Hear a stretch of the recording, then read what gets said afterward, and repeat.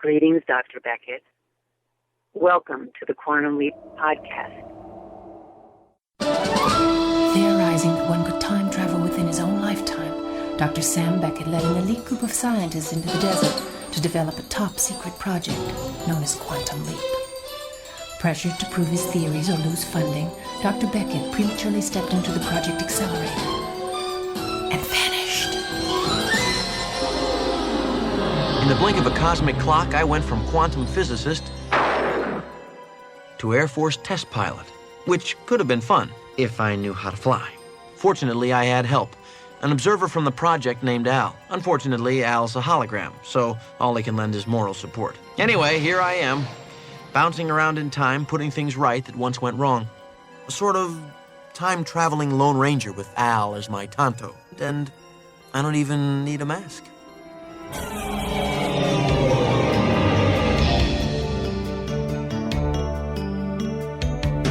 You are listening to the Quantum Leap podcast. This is episode 16, Jimmy.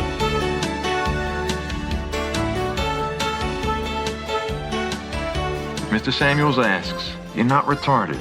You're just slow. He's gonna get the job today. And what if he doesn't? Huh? What if he doesn't? I'm retarded. No, you're not retarded, Sam. Jimmy is. He's got the IQ of someone like 12 years old. Oh, boy. Anyway, he thinks you're here to mainstream Jimmy. Of course, in '64, they didn't mainstream the mentally handicapped. They locked them up in institutions. Which is where Jimmy's been. And that's where he's going to end up. That's what you're here to do. That. Make friends with your fellow workers. If you don't keep this monster away from my kids, I'll have him arrested. People like him belong in an institution. Don't tell me where my brother belongs, all right? Jimmy, God bless you. I didn't understand. Please forgive me. Thank you, Jimbo. Welcome back to the Quantum Leap podcast. My name is Albie. And I'm Heather. We have a great show for you today. We have not one, but two interviews. Two actors from this episode of Quantum Leap. We have John D'Aquino, who played Frank LaMotta, Jimmy's brother, and we have Brad Silverman, who played Jimmy. That's pretty awesome. Two main characters of this episode. So that's a special treat. What did you think about this episode? This is in my group of favorites. This is one of probably the top 5 episodes. When I think of Quantum Leap, I think of this one, as well as the other one with the same actors in it. It's one I look forward to when I'm watching Quantum Leap. Yeah, how was it talking to them? I think I was always destined to talk to John D'Aquino because before we started the Quantum Leap podcast, the 3 podcasts that were bouncing around my head was Quantum Leap, Sequest DSV, and Sliders, and he's in all 3 of them. So you were destined to interview him. How cool. It was pretty awesome, and it was so great that he took the time to talk with us. And you got to talk to Brad because of your connection with John D'Aquino. Yeah, while talking to John, he suggested that Brad would be up for talking to us, so he put us in touch with him, and it was great. We got to talk to him and ask him a few questions, and it's really cool that we got to talk to him because this is a fan favorite episode. Not everybody likes this episode, but a lot of fans do. What did you think? It wasn't one of my favorites because it just breaks my heart how people treat Jimmy in this episode. I mean, it's a good episode, and it ends on a really good note, and I'm happy the way it ended, but it's still not a happy episode. I mean, it's sad. I found out a lot of information I didn't know before watching the episode. I didn't know how differently abled people would be treated in the 1960s. I just didn't assume they were put in institutions and killed. I mean, that's kind of what they were hinting at in this episode, and that just really upset me. I don't know. I'm very speechless with this one. I can see your point of view watching this episode and not having seen the other episodes with the same characters in them. The episode I'm talking about is Deliver Us from Evil, where we meet Jimmy and Frank and Connie again. And I think that influences my affinity for this episode. Also, I like the character of Jimmy, even though everybody else except his brother is really mean to Jimmy. I like how Sam as Jimmy is strong, and I like his personality. Yeah, I agree. I like that he, tells Frank it's to ignore the bullying and stuff like that. yeah, I don't know. The way I can explain it is when you do see Jimmy and Frank again, it's a very heartwarming feeling and a happy feeling because you see them again. That's good. I have to say, I really do like this episode. I don't dislike this episode. I like the relationship that Jimmy has with Corey, and I like the way that Corey views him as a person. And it kind of gives you an idea of how we don't start out with the prejudices that we have. And it's nice to see that, you know, we don't start out as evil, bullying people, that we start out having a view that we like people for who they are. I mean, when you hear Corey, he doesn't understand why people don't like Jimmy. And it's great that we're kind of like that now. You know, as adults, we think like that now. Like, we don't understand how someone can be so mean to someone else. And that at least gives me hope that we start out with this great outlook on other people. So I really do like the Corey and Jimmy relationship. And Frank is a really good big brother. And he does have to choose between his brother and his wife, which can kind of be rough sometimes to have to deal with your family that you grew up with and your spouse that you love and chose to be with. It's kind of a balance that you have to deal with. And I know he was in a rough spot there, but he tried to do what was best. So everybody tried to do their best. And in the end, Connie did say she was wrong. So everybody was pretty good in the end. Everybody accepted him, and that was awesome. This episode has to do with differently abled people, people with Down syndrome. It has to do with bullying. It has to do with dyslexia. It has to do with a lot of things, and I'm looking forward to talking about them with you after the episode recap. This is Season 2, Episode 8, Jimmy. Original broadcast date, November 22nd, 1989. Written by Paul M. Bellis. Directed by Robert A. Walterstorff.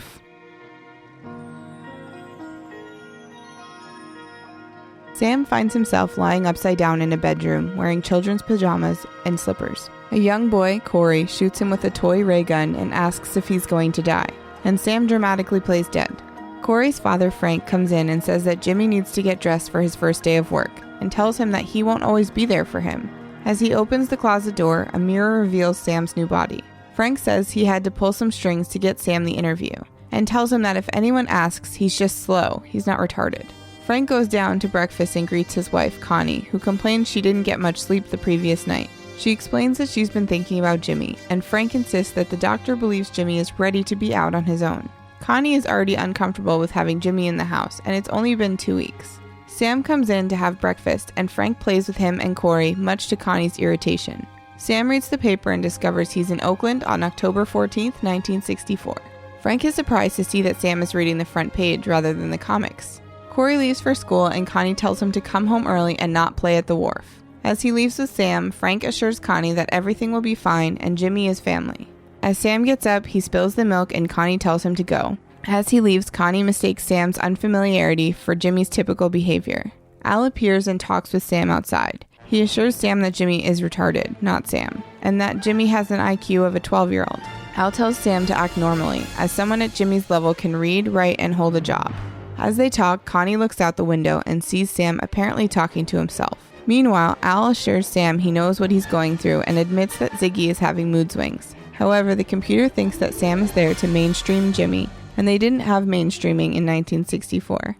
Jimmy's been in an institution and will end up there again unless Sam changes things. As Frank calls Sam over, Al tells him to make sure and get the job. Frank drives to his job at the wharf and goes to clock in. One of the workers, Blue, taunts Sam. Frank starts to go after the man, but Sam restrains him. He then talks Sam through everything he has to do, repeating things several times. He insists that he'll love Sam no matter what. Frank's boss, Charlie Samuels, admits that he has concerns. He talks to Sam very loudly and warns that people have to watch out for each other. Samuels points out that Sam is retarded, but Sam insists that he can still do the work. Sam gets the job. As he greets his fellow workers, Al arrives and tells him that that's what he's here to do. Make friends and prove that Jimmy can function normally. However, he warns that Sam has more to do and makes sure that Jimmy can hold on. Al talks about Jackie Robinson and how he had to take a lot of abuse before he was accepted as a baseball player. Sam points out it could take a while. As he wheels a cart around a corner, Blue hits it with a forklift and insults him. Later, Frank and Sam are eating on the pier and Sam says the guys are treating him okay. Frank wishes that their father was alive to see it and says he'd be proud. The toughest day of his life was when he had to put Jimmy into an institution. Frank apologizes that he couldn't get him out any sooner, but insists that Sam can stay with them as long as he wants. When Sam asks about Connie, Frank says that she didn't grow up with someone like Jimmy. As they talk, Sam accidentally knocks Frank's thermos into the water. He briefly gets mad, but then says it's no problem. As Sam continues working, Blue and the other workers pick a fight. Blue tries to provoke Sam, who finally defends himself. Frank breaks it up and Blue warns him to keep Sam away from him. The shift whistle blows and they head for home. As they clock out, Frank warns Sam to stay away from Blue. Sam insists on clocking out himself, but messes it up and finally tears it. The brothers return home and Connie congratulates Sam. Frank suggests that Sam and Corey play catch. Once they're gone, Connie says that she doesn't like him encouraging Sam to play with Corey and is worried he might hurt the boy. Frank insists that Jimmy loves Corey and would never hurt him. As Sam and Corey play football, Sam inadvertently throws the ball into the neighbor's yard. The neighbor boy, Peter Kirksey, calls Sam a moron and Corey attacks him. Sam tries to break it up and Mrs. Kirksey attacks Sam, thinking he's assaulting her son. Frank comes over and Mrs. Kirksey says that she'll call the police and Sam belongs in an institution. And Frank orders Sam inside. Inside, Corey insists that he was the one who was fighting and that Pete called Sam a dummy. Frank stands up for Corey, but Connie tells her son to make sure it doesn't happen again. Sam tries to apologize, and when Frank comes to his defense, Connie gets angry and says they have to watch him every second. She storms off and Frank goes after her. Later, Frank is cleaning the truck and Sam tries to help. Frank warns him that he has to be careful, but Sam insists that he didn't try to hurt anyone. He also asks Sam to be on his best behavior. He notices that Sam has scratched the paint and then Sam messes up with the hose. Frank sends him inside and he tries to set the dishes. Al startles him and Sam admits that he's hurting Jimmy more than helping him. As Connie comes in, she bumps the door into Sam, causing him to drop her grandmother's platter. Sam goes outside and Al explains he's feeling the pressure of everyone treating him like he's retarded. Sam insists it isn't going to work, but Al said there was a girl named Trudy who was retarded, worse than Jimmy. He got in fights over it with other kids and explains that Trudy was his little sister. Their mother couldn't handle it and ran off with an encyclopedia salesman. Their father tried to keep them together, but when his job took him to the Middle East, Al ended up in an orphanage and Trudy was put in an institution. By the time Al found where she was, she had died of pneumonia. Al angrily insists that they're not going to lose Jimmy. As Sam goes to bed, Corey asks him to read their bedtime story. They start to read a horror comic, and Corey wonders why people are mean to Sam. He explains that people don't know him and are afraid, and that Connie is trying. Sam makes up a story based on Star Wars. The next day, Sam is working at the wharf, and Mr. Samuels says that he's doing a good job. The boss then calls Blue over and tells him to pull badge 1675. Blue claims he's busy, but Samuels tells him to do it now. He drives over and pulls badge 7516. Sam notices and tries to point out his error. Blue insults him again and complains to Samuels. When Sam defends himself, Samuels realizes that Blue pulled the wrong badge. Blue claims he thought Samuels pointed at the crate he pulled, and Samuels tells him just to go by the number he said. Sam continues to mop the floor and avoid any incidents. However, Blue drives by and his forklift skids out of control. Blue says there's solvent all over the floor, but Sam insists that he turned it off. Frank leaps to his defense again, but ignores Sam's claim, believing his brother screwed up by standing by him. Blue refuses to work with Sam anymore, and Samuels tells Frank he's letting Sam go. When Sam tries to intervene, Frank tells him to stay out of it and say if Sam is fired, he'll quit. Samuel stands by his decision and Frank walks off, and Sam goes after him. Frank finally snaps and says he can't watch Sam all the time, and that Sam has no idea if he let the solvent leak or not. He orders Sam into the truck and Sam reluctantly gets in. At home, Frank tells Connie the news. He insists he'll get another job, but she wonders what happens when Jimmy messes up that job too. Connie says he doesn't belong, and she tells him to take Jimmy back to the institution. She says they've all tried, but it's not working and never will. Sam is helping Corey fix his bike when Al shows up, angry that Sam got fired. Sam insists it wasn't his fault and refuses to apologize. Al apologizes for getting angry, and Sam says he'll get another job. Frank comes out and tells Jimmy that he's going back to the institution while Frank finds another job. Al checks the files and warns that if Jimmy goes back into the institution, he'll never come out again. Sam agrees, much to Al's surprise and anger. Once Frank is gone, Sam reveals he stole the truck keys from Frank's pocket. He drives back to the wharf to get his job back, unaware that Corey has overheard him. Frank and Connie hear the truck start up and run out to see Sam drive away. Corey rides after him before his parents can stop him. At the wharf, Sam tries to convince Samuels to rehire him. Corey climbs up on some crates to watch as Sam accuses Blue of turning on the spigot to get him fired. Blue denies it, but Sam says that Blue did it because Sam found out his secret. He asks Blue to read the numbers on a crate, and Blue refuses. And Sam explains that Blue is dyslexic. Blue hates him because he thinks that Sam is smarter. Samuels realizes that Blue set the whole thing up, offers Sam his job back, and tells Blue that he is fired. As they go to call Frank, Blue tries to run Sam over. Sam dives out of the way, and Blue hits the crates with his forklift. As Frank and Connie arrive, Corey is knocked into the water, and Frank dives in after him. Frank finds his son, but he's swallowed a lot of water. He brings him up onto the pier, and Sam tries to pull him up. But Connie tells him to get away. Corey isn't breathing, and Sam says he can help. He tells Frank that the boy needs mouth-to-mouth resuscitation, and claims they taught it to him at the institution. Frank lets him try, and Sam begins the procedure. It doesn't work, and he tries CPR. Corey finally chokes up the water and revives as the workers applaud. Al confirms that Sam got Jimmy accepted. Connie thanks Sam and asks for his forgiveness. Frank embraces his brother as Sam leaps.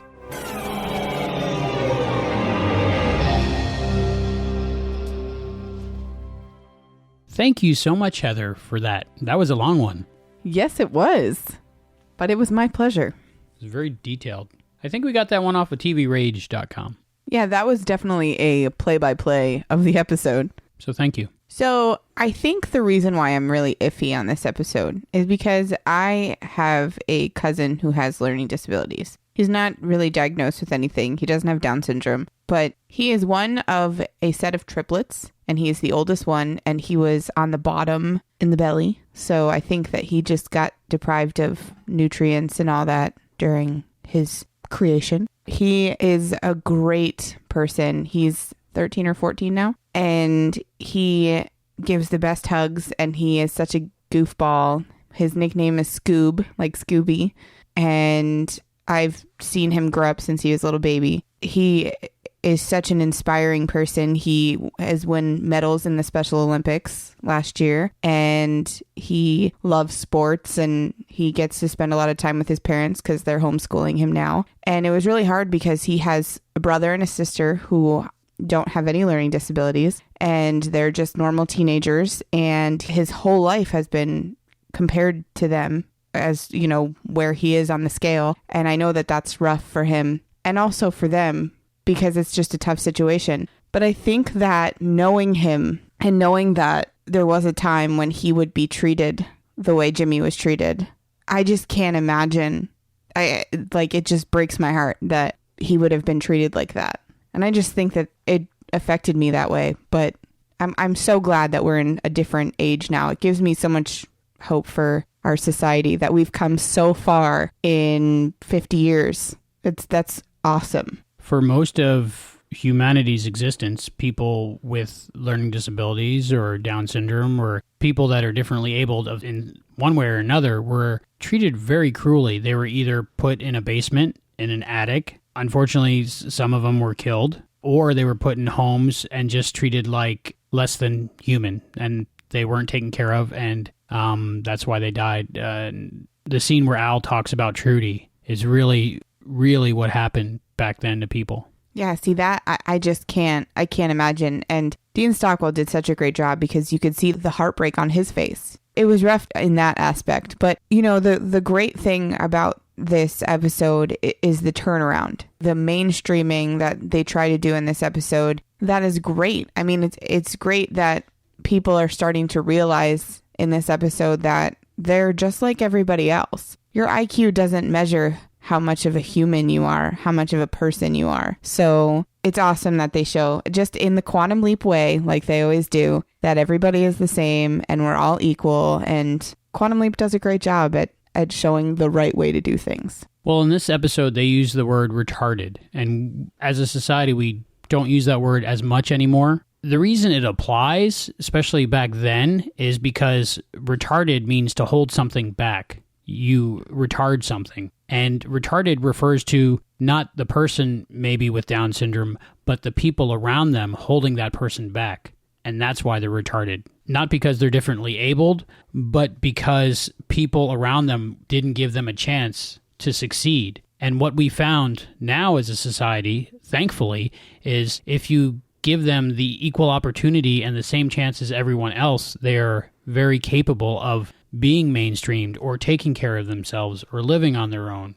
And there are many examples of that now. Well, yeah, I think that if you tell someone that they can't work, that they can't go to school, that they're too stupid to do something, then they're not going to do it. I mean, if you give someone room to grow and to be their own person, I'm sure that they'll surprise you and things that they can do. I would hate to think of anybody being restricted in being able to learn and being able to function as a human. There are basic needs that we have as humans to learn new things, to learn about our surroundings, to interact with other people. You can't lock somebody up in a room and expect that to solve the problem. And I know that people who were sent to the quote unquote loony bin, I know that there was lots of testing done on people to try and fix them. And who knows what happened behind those closed doors. It's a scary thought to think of. And that's why Al was so passionate in this episode to fix the situation so Jimmy didn't have to go back. He knew that Sam could make it okay for Jimmy because he didn't want Jimmy to be in the same shoes that Trudy was in.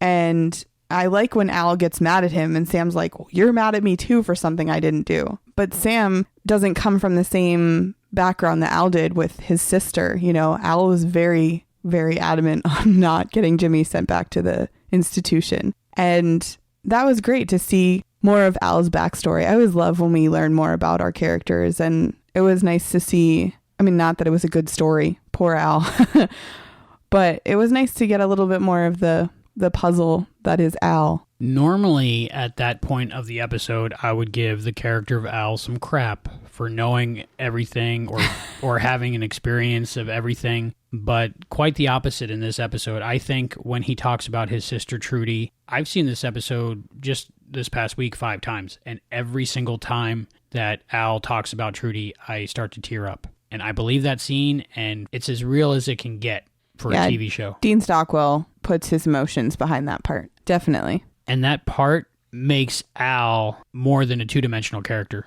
I agree. Yeah, I definitely agree. There was a lot of heartfelt moments in this episode, and Al's scene about his sister was definitely one of them. And I know that if he was more than a hologram, he would be doing anything he could to help in this situation, especially when he gets mad at Sam and Sam agrees to go back to the institution, and you can see Al like, what are you doing? You're ruining everything. I was really shocked at that point because I didn't know he had the car keys the first time I watched it. And I'm like, I'm so confused. Like, what is he going to do? Is he going to break out of the institution? What is he going to do? And I loved the fact that he stole the keys and he took off in the truck. And that was an awesome move for me. Anyway, I liked that part. I think Scott Bakula did really good at playing Sam and Jimmy at the same time. The only thing that I was kind of surprised at is the fact that he kept saying he was retarded. Like, I'm surprised that Sam would say that. It wasn't a bad word back then. It really wasn't.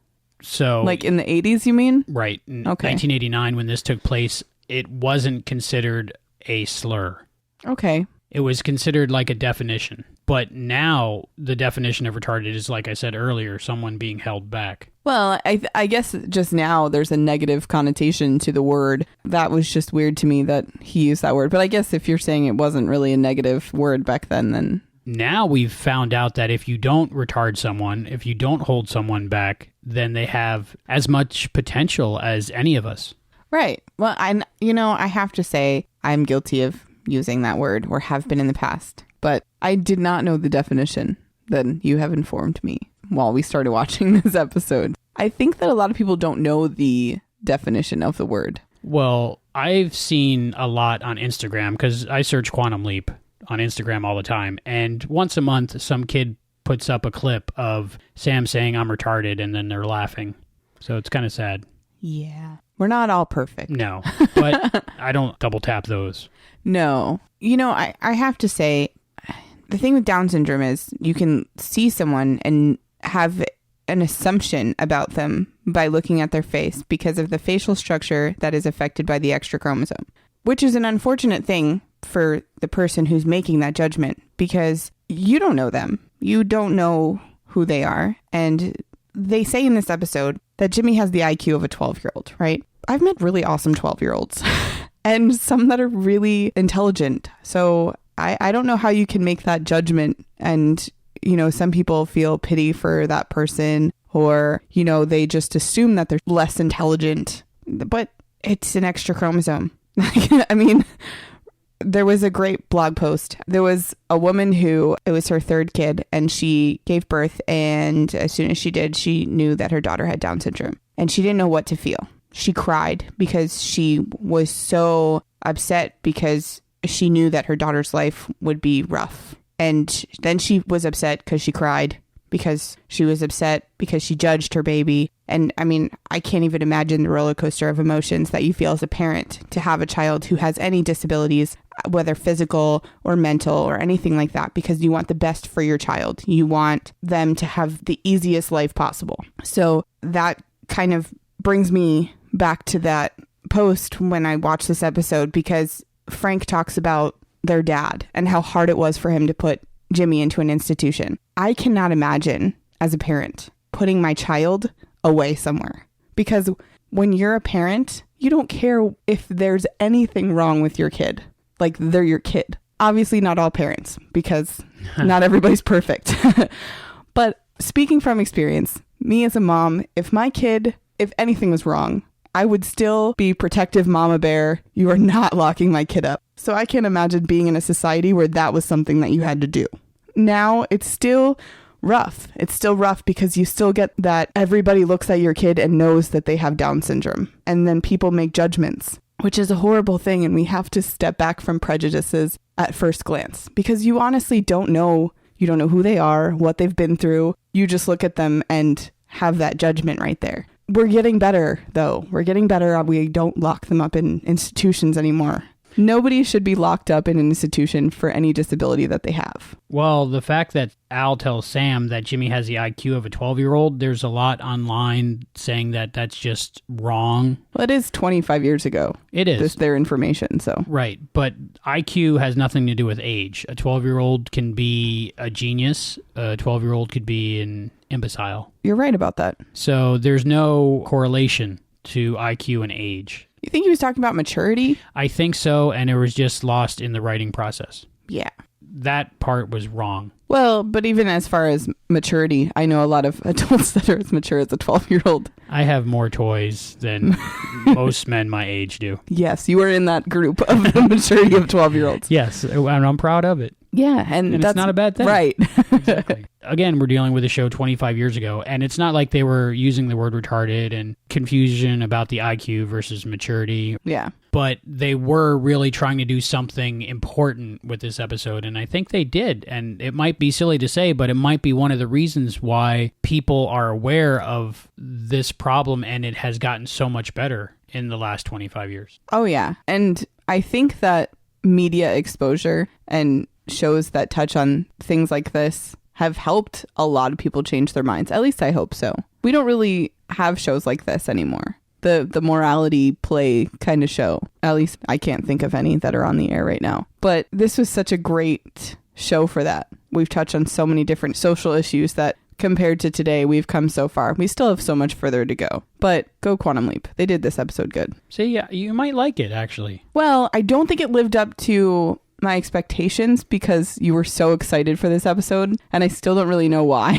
because it connects to more of a story later. That might be my fault. I kept saying 3 episodes of Jimmy, 2 episodes of Jimmy, next episode Jimmy. Yeah, and it was good. Yeah. But I can't wait to see the rest of it. I'm really looking forward to seeing where it goes, because I know that you're really excited about the rest of it. Well, I can say this without spoiling things too much. Brad Silverman is in 4 episodes of Quantum Leap. That's awesome. I can say next time you see Frank and Jimmy, it just makes you smile. And before interviewing John D'Aquino, I watched Jimmy and Deliver Us from Evil back to back, just so I had it more fresh in my head. And if you have seen the series already, I recommend you watch those 2 episodes back to back. If not, wait along with Heather. So I guess we'll watch those 2 back to back when I get there, huh? That's a good idea. Yeah. So we'll watch this one again later. Oh, it's always good to watch. But I think for me, the most important part of this episode was being shown the perspective of how it feels to live when the whole society and everyone around you, even people who care for you, dismiss you and discount you, and they expect failure from you. So what happens to Sam in this episode, everybody expects him to drop the dish. Everybody expects him to mess up, so he keeps messing up. He's a quantum physicist. And because everybody around him is treating him like he can't do anything, it affects him to where he's having troubles and he's clumsy. And it's just amazing to watch Sam go through that for me. Now, we've talked about this before. Part of the Leapy's personality coming through to Sam. Do you think that that has an effect on the clumsiness too? Yes, it does. And I think this is one of the first episodes with definitive proof. And then we'll see more examples as the show goes on, but this is one of those episodes. Yeah, I know that when you know someone doesn't like you, you usually mess up more. Like when you already feel defeated before you do something, it doesn't end up well. So I think that the stress of everybody giving him crap all the time. For real. Yeah. And besides that, he knew how important it was for Jimmy not to go back to the home. Yeah. So he had a lot of pressure. A lot of pressure. And with all that added pressure, things kept happening. And it's totally not his fault that he dropped the dish because Connie bumped into him. Exactly. She should have said, "I'm sorry. Are you okay?" Yeah, that was wrong. That made me mad every time I watched it. I did not like Connie in this episode. I don't think you're supposed to, but I definitely didn't like her. I like that she admitted she was wrong at the end, but the whole episode leading up to that last second, I didn't like her. My favorite example of the whole Sam situation is moments before Connie knocks the plate out of his hands when he's actually holding onto the stack of plates really hard with two hands, trying not to drop them. Yeah, he's trying really, really hard to not fail. And it made me feel for people that are differently abled, and they probably go through a lot of the same thing. They have to be extra careful just because everyone expects them to fail. It's a horrible expectation to have of someone. And he had some bad luck, too. I mean, with the time card, yeah, there's no reason why he couldn't work a time card. It just happened to jam up. And everyone was just like, yep, you're retarded. Yeah, very sad. Yeah. And it sucks that everyone jumps to the conclusion that he messed up and left the spigot on, because he was like, no, I didn't. And they're like, yeah, but you probably did. Can we talk about Blue for a minute? Of course. He's probably the main antagonist. Right. In this episode. He's not the only one. Like, society is the main bad guy in this episode, because everybody in the episode, even if they're not making fun of Jimmy, they're letting other people make fun of Jimmy. And today, if you saw someone making fun of someone with Down syndrome, you would say something and say, that's not cool. Right. I agree. So not only the people that were making fun of Jimmy, but people that were letting other people make fun of Jimmy were just bad and wrong. Well, if you stand by and let someone be bullied or bully someone, you're just as guilty as the person who's bullying. That's what I've been taught.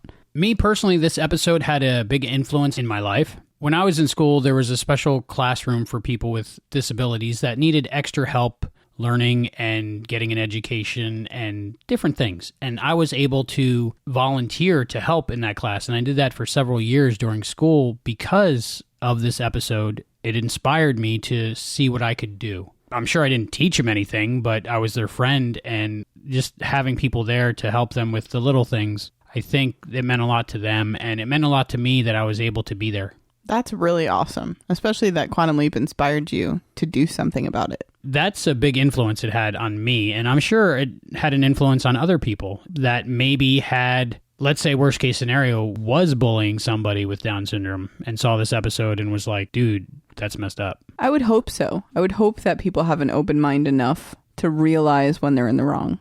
I'm still struggling with that today. Not bullying, but I mean, when you see something and realize they're talking about you and learning to fix your outlook on life. I'm really hoping that it did help a lot of people, because being in Jimmy's perspective, like you had said before, helps a lot. I mean, Sam could have easily leaped into Frank and made the same difference. He still could have helped and kept him out of the institution. But the fact that he leaped into Jimmy, you did get to see it from Jimmy's point of view, that he was trying really hard and it was still not working out for him. And you got to see from his point of view how he was being treated. And I think that that makes the episode that much more powerful. To agree with you, the great thing about this TV show, Quantum Leap, is that we are following along with Dr. Sam Beckett. He's our window into this whole world. And we're with Sam Beckett throughout the series. And in this episode, he leaps into Jimmy. And we find out what it's like to be Jimmy. Yeah, I don't think you'd actually get that point of view anywhere else. So this is why it's one of my favorite episodes.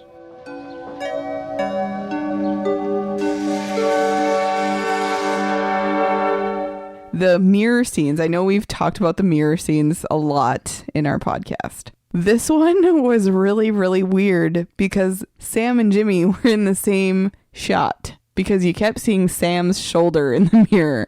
Yeah, that was definitely a mistake because you could see his shoulder in the mirror. And I think Scott Bakula saw that his shoulder was in the mirror because he was slowly moving to the left. Let me get out of that shot.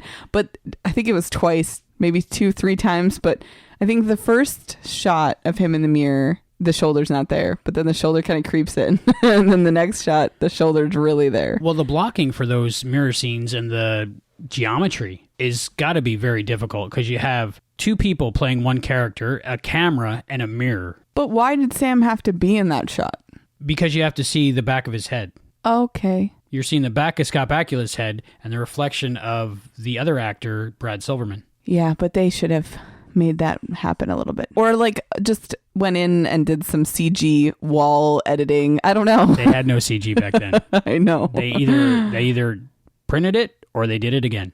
Oh, the technology we have today. Do you think it should be updated if they go through and put it on Blu-ray or 4K?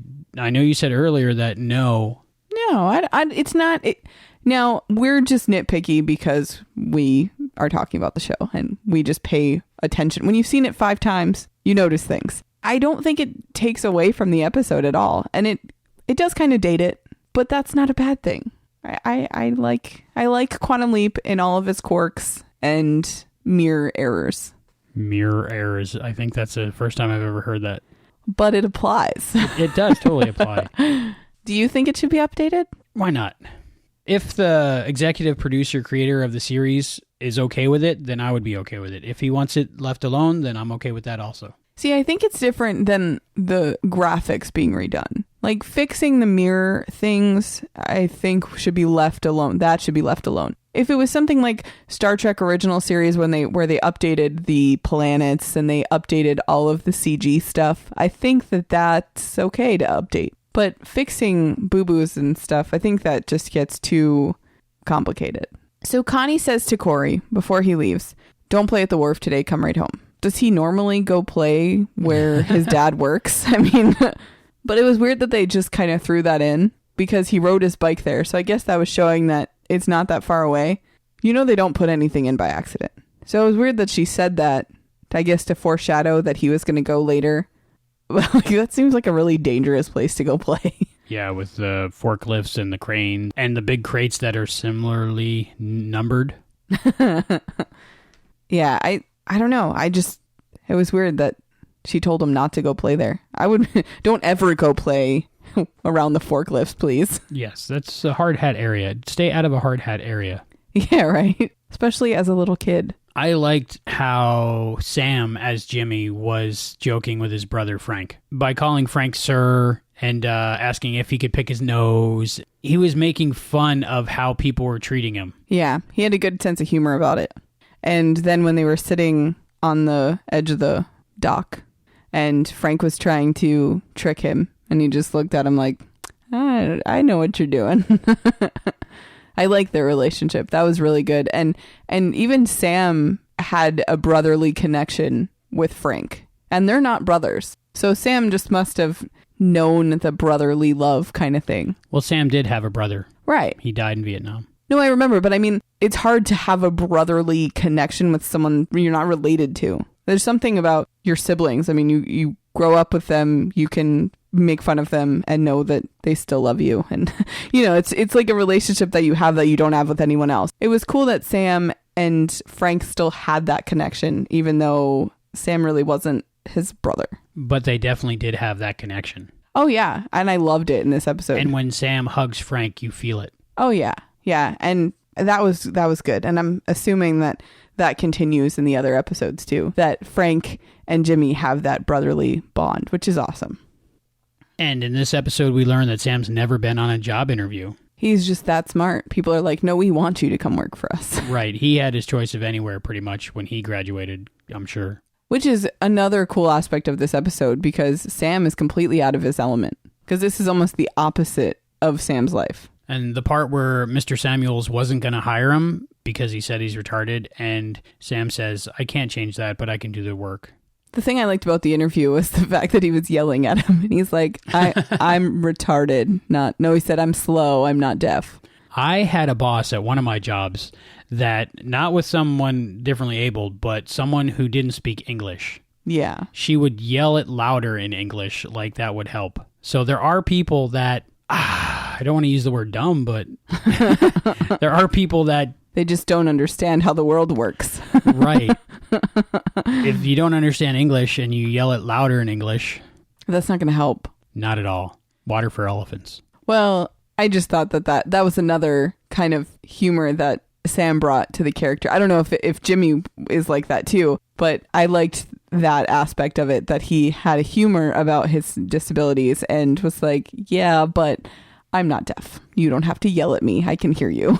A lot of parts in this episode, it almost seemed like Jimmy was the smartest person in the room. Yeah, well, Sam is the smartest person in the room, but between the two of them, it was a good combination of a character. It was a combination, because Sam was different in this episode than he's been in any other episode thus far. Right. With the humor and with the awkwardness. Yeah, well, this is going to sound weird, but can we talk about Sam's outfit, or Jimmy's outfit in this episode? All right, I like talking fashion. It's going to sound weird, but the beige jacket and the hat just seems like a stereotypical outfit for someone who has learning disabilities. Did you see that? I didn't like the hat. I'm not a hat person, but it confused me why he was wearing a hat, unless he thought that Jimmy always wore a hat, so he should wear Jimmy's hat. Well, I'm assuming, but it's like, you know how stereotypically older gentlemen wear their pants up at their belly button and like by their nipples. Right. Yes. I mean, it's just like they thought that he would wear a beige jacket and a hat. It was weird to me. Like, I saw the outfit and was like, why isn't he just wearing normal clothes? It's like they put him in a special outfit. At least that's how it came across to me. Do you not agree with that? You know, this whole episode, I didn't notice Jimmy's fashion. I did notice Frank's fashion. Really? Yes. For me, Frank's wardrobe was almost interchangeable from Douglas Quaid from Total Recall. So if you were cosplaying as either one of those, people would have to ask you which one you were, Frank LaMotta or Douglas Quaid. Speaking of fashion, again, with Al, his outfit was kind of Swiss cheesy tie. Because of the color, I thought polka dots, but it's still kind of Swiss cheesy. Polka dots and Swiss cheese are kind of the same thing.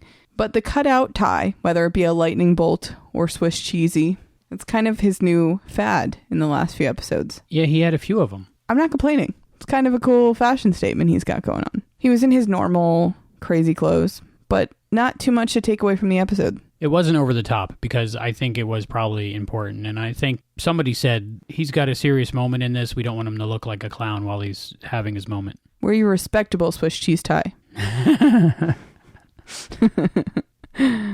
And while they're talking outside the house in the beginning of the episode, Connie catches him talking to Al, which doesn't further his case with Connie. But every episode, come on, buddy, learn to speak somewhere where they're not going to see you talk. There's always the shot in the episode where you see Sam talking to nobody. We already know he's a hologram. What bothered me about this particular one is, I don't know if I'm a little slow.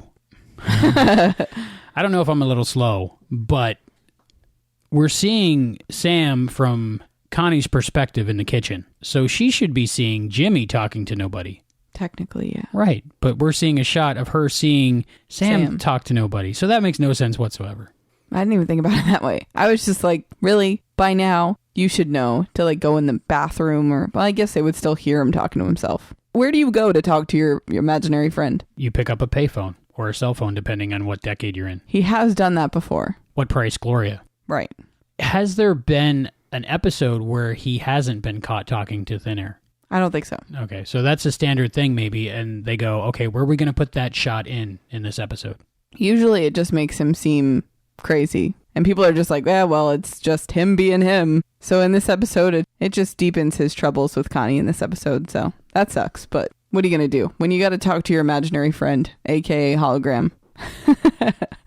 You mentioned earlier about Sam and Corey's relationship in this episode. I thought it was really good. And I liked when he was telling him all about Star Wars. Oh, that was a cute scene. It was. He was like, yeah, let's not read the gory comic book. I'll make up my own story. When I saw that scene, I was kind of hoping to myself that it would be Star Trek. No. Oh. That they would have done it a little differently. They maybe should have not given the last name of the family and then named him George. That would have been a little kiss with history kind of thing, huh? Exactly. Yeah, and then at the end, they kind of go back to the Star Wars thing, and he's like, you have to come back so you can see Star Wars. That was a good part of the episode where Sam saves Corey with the mouth-to-mouth and then the CPR. Yeah, because what other way was he going to redeem himself? And he did in a big way. He saved their son's life, and you can never forget that. Yeah, and it was quick thinking on his part to say they taught him in the institution, because what other reason would they have to let Jimmy do CPR on their kid? Right, if he just said, I got an idea, they wouldn't. But if he said he was taught how to do it. Because she was hesitant. Connie was hesitant. But at that point... Well, that was Frank's point. Like, let him help. I mean, what are we going to do? Right. The alternative is letting him die. Yeah, and when your kid is in that kind of trouble, whoever wants to help, sure. I know that Connie gives Jimmy a hard time, but she knows that Jimmy loves Corey. So I'm sure that helped convince her to let him help. And that even convinced Mr. Samuels of Jimmy's abilities. And all the other coworkers. He won over everybody. All at the same time. So it was really perfect. It was like it was written that way. Weird. And in that whole wharf scene, I like that Blue gets what's coming to him. It sucks that he takes it out on Corey in the end. Not purposely. But I also feel kind of bad for Blue. Sometimes bullies, actually, most times, bullies are bullies because they're insecure about their own disabilities, their own shortcomings, and that is definitely the case with Blue. Blue, brilliantly played by Michael Madsen, who's been in so much television and movies, probably the most famous person in this episode. He did a great job playing Blue, and again, the writing in this episode is really good because of the whole, he's not just a two-dimensional bully, he's a bully because he's afraid people are going to find out his secret, that he is dyslexic. How long can you hide dyslexia, really? That was one thing that kind of bothered me, that the first day Jimmy's on the job is the first day he mixed up 2 crates. Then that's Blue's job, is to get the crate number 7516 and put it over there. Well, he is a bully, so maybe he would blame it on somebody else before, too. But he probably would have made that mistake a few times. Yeah, maybe nobody ever pointed it out, though? I don't know. But even, what did he, drop out of school and has been working at the wharf ever since? I mean, So he is a bad guy for the way he was treating Jimmy, but also you feel a little bit of sympathy for him because the reason he treats Jimmy like that is because he has his own learning disability. I mean, I don't feel too bad for him because he's pretty evil, but too bad Sam wasn't there to help him. I can say I went back and forth a lot. It's too bad that somebody wasn't there to help him out and help him learn in his own way. That almost would have been a way for this episode to be just a little bit better if Jimmy helped finding some way to help Blue with his disability. I think Blue was to a point where Jimmy could never help him because he had his own idea of who Jimmy was and what Jimmy represented. A lot of times bullies, like you said, are bullies because of their own insecurities. I think I heard somewhere once, if I'm the monster in the dark, no one can hurt me. So if he's the bully, then he feels that people can't bully him. Oh yeah, because who's going to bully the bully? Who's going to stand up to the bully and bully them? You're afraid of getting bullied yourself, so you don't stand up to the bully, but Jimmy did. Okay, so Frank doesn't believe his brother that he shut off the spigot. Sam knows he did it. He shut off the spigot, and Blue lied. Frank acts like he's saving the day, says he's going to quit. You know, I don't know how that helps, but he was upset and just acted in the moment. The things he says to Sam is so hurtful. But you say hurtful things when you're mad. And I know that he didn't really mean all those things. And then they come home and Connie is like, we tried. Didn't they say he's only been there for 2 weeks? So you tried for 2 weeks, maybe 3 after he gets the job, right? 2.5 weeks. It's maybe been a few days since he's had the job, right? So you tried so hard in 2 weeks. Like that was my thing. I mean, I know that it can be frustrating for somebody who, I don't know, moves into your house and it affects your home life. Anybody. When your home life gets affected, I'm sure it's frustrating. But you tried for 2 weeks. Have some compassion, lady. You know, like, really? Well, I think Connie was waiting for anything for Jimmy to slip up. Yeah, she had no faith in him at all. Just to say, aha, I told you. That's horrible, though. As far as Frank threatening to quit if they fire Jimmy, that's a good card to use if you want to keep Jimmy working there. Yeah, if you're the star player, if you're just another employee, I mean... Right, but when Mr. Samuel says, I'm sorry, I have to let Jimmy go, that's when you as Frank, when you have mouths to feed at home, you go, okay, that sucks, but, you know, I'm not going to quit. Yeah, but then you look like a coward. But you have a job. But, I mean, once you say it, I don't think you could take it back. I think Mr. Samuels would have, if he just talked to him. I think that it was awesome that Jimmy went and got the job back. So it all played, I mean, it was written like that. Weird. But I don't know. I think that if he was way too angry to take back what he said. But I'm disappointed in Frank for not standing up to his wife and saying, give him another week. But she did have a point. I mean, what is he going to do? Go find another job and then you have to get a job. And she was upset because he not only lost his job, but ruined Frank's job too. And she has no faith in him. So I guess in her ignorant point of view. Well, you said it. Connie is ignorant. And I don't think it's as much as she's a bad person as much as the society she grew up in. And she has preconceptions of people that are differently abled. Well, look at the neighbors. When Sam's trying to break up the fight, the neighbor kid's mom thinks that he's trying to hurt her son. Starts hitting Jimmy with a broom. And says he should be locked up, keep him away from my son. Your son's the bully. I mean... Not when his mom's around, though. Well, yeah. I mean, everybody thinks their kid's perfect, but right. Ignorance is what it is, right? So we're very glad that things are changing and times are getting better in this situation anyway. In that whole scene with the going back to the institution, I liked that Sam says it was a simple bike chain. It doesn't take a rocket scientist. It might. It might take a rocket scientist. Right. At least Frank trusts him a little bit. Like Frank trusted him to help with the bike. Frank knows that he can do things, and Frank lets him play with Corey, and Connie's the only one who doesn't trust them to play together, but Frank does trust him a little bit. He doesn't trust him enough to say he didn't mess up with the spigot, but he does trust him enough to help with the bike chain and play with Corey, and so he does know that he is capable of doing things, and he tries to get him a job, and so he does believe in him, but it's hard, I guess, when society is against you. Jimmy, or Sam, is very turn the other cheek, don't let it bother you, but Frank has been dealing with this his whole life, and I'm sure it affects him emotionally every time someone says something bad about his brother that he loves. Oh yeah, because he's protective. You can tell that he's protective of his brother. And when someone says something bad about someone you love, you automatically go into protective mode. No matter if they're your little brother, big brother, your spouse, your best friend, you automatically go into, wait a second, you're not allowed to say that about said person. Let's talk a little bit about the acting in this episode. Of course, Dean and Scott, amazing all the time, always. They're just amazing, yeah. John D'Aquino.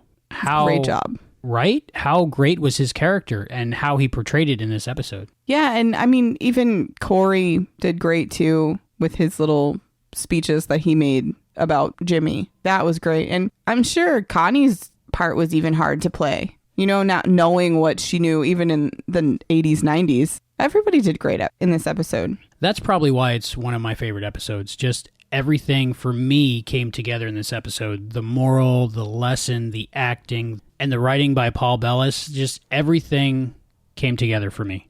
I have to say, as far as the acting, there's a little funny part that Al does. He can't say dyslexic. I'm sure Dean Stockwell can, but it was funny that he stumbled over it. Oh, when the forklift was going through him. Yeah. That wasn't bad. Visual effects in this episode were pretty good. They get better every episode. Yeah, I can't think of one that was bad. Yeah, and especially considering it was 25 years ago. So after we've talked about the episode, is it still not one of your favorites? It's not one of my favorites. I like it. Don't get me wrong. I like it. It's not one of my favorites, but I like it. Okay, I'll take that. I can't have every episode as my favorite. That would defeat the purpose of favorites. Huh. Are all the episodes your favorites? I think so. I'm a big fan. Oh yeah, don't get me wrong. I like this episode. And after we talked about it more, it did move up a couple notches on my list. I think now would be a great time to go to our interviews. I think that's a great idea. Well, now let's hear from John D'Aquino.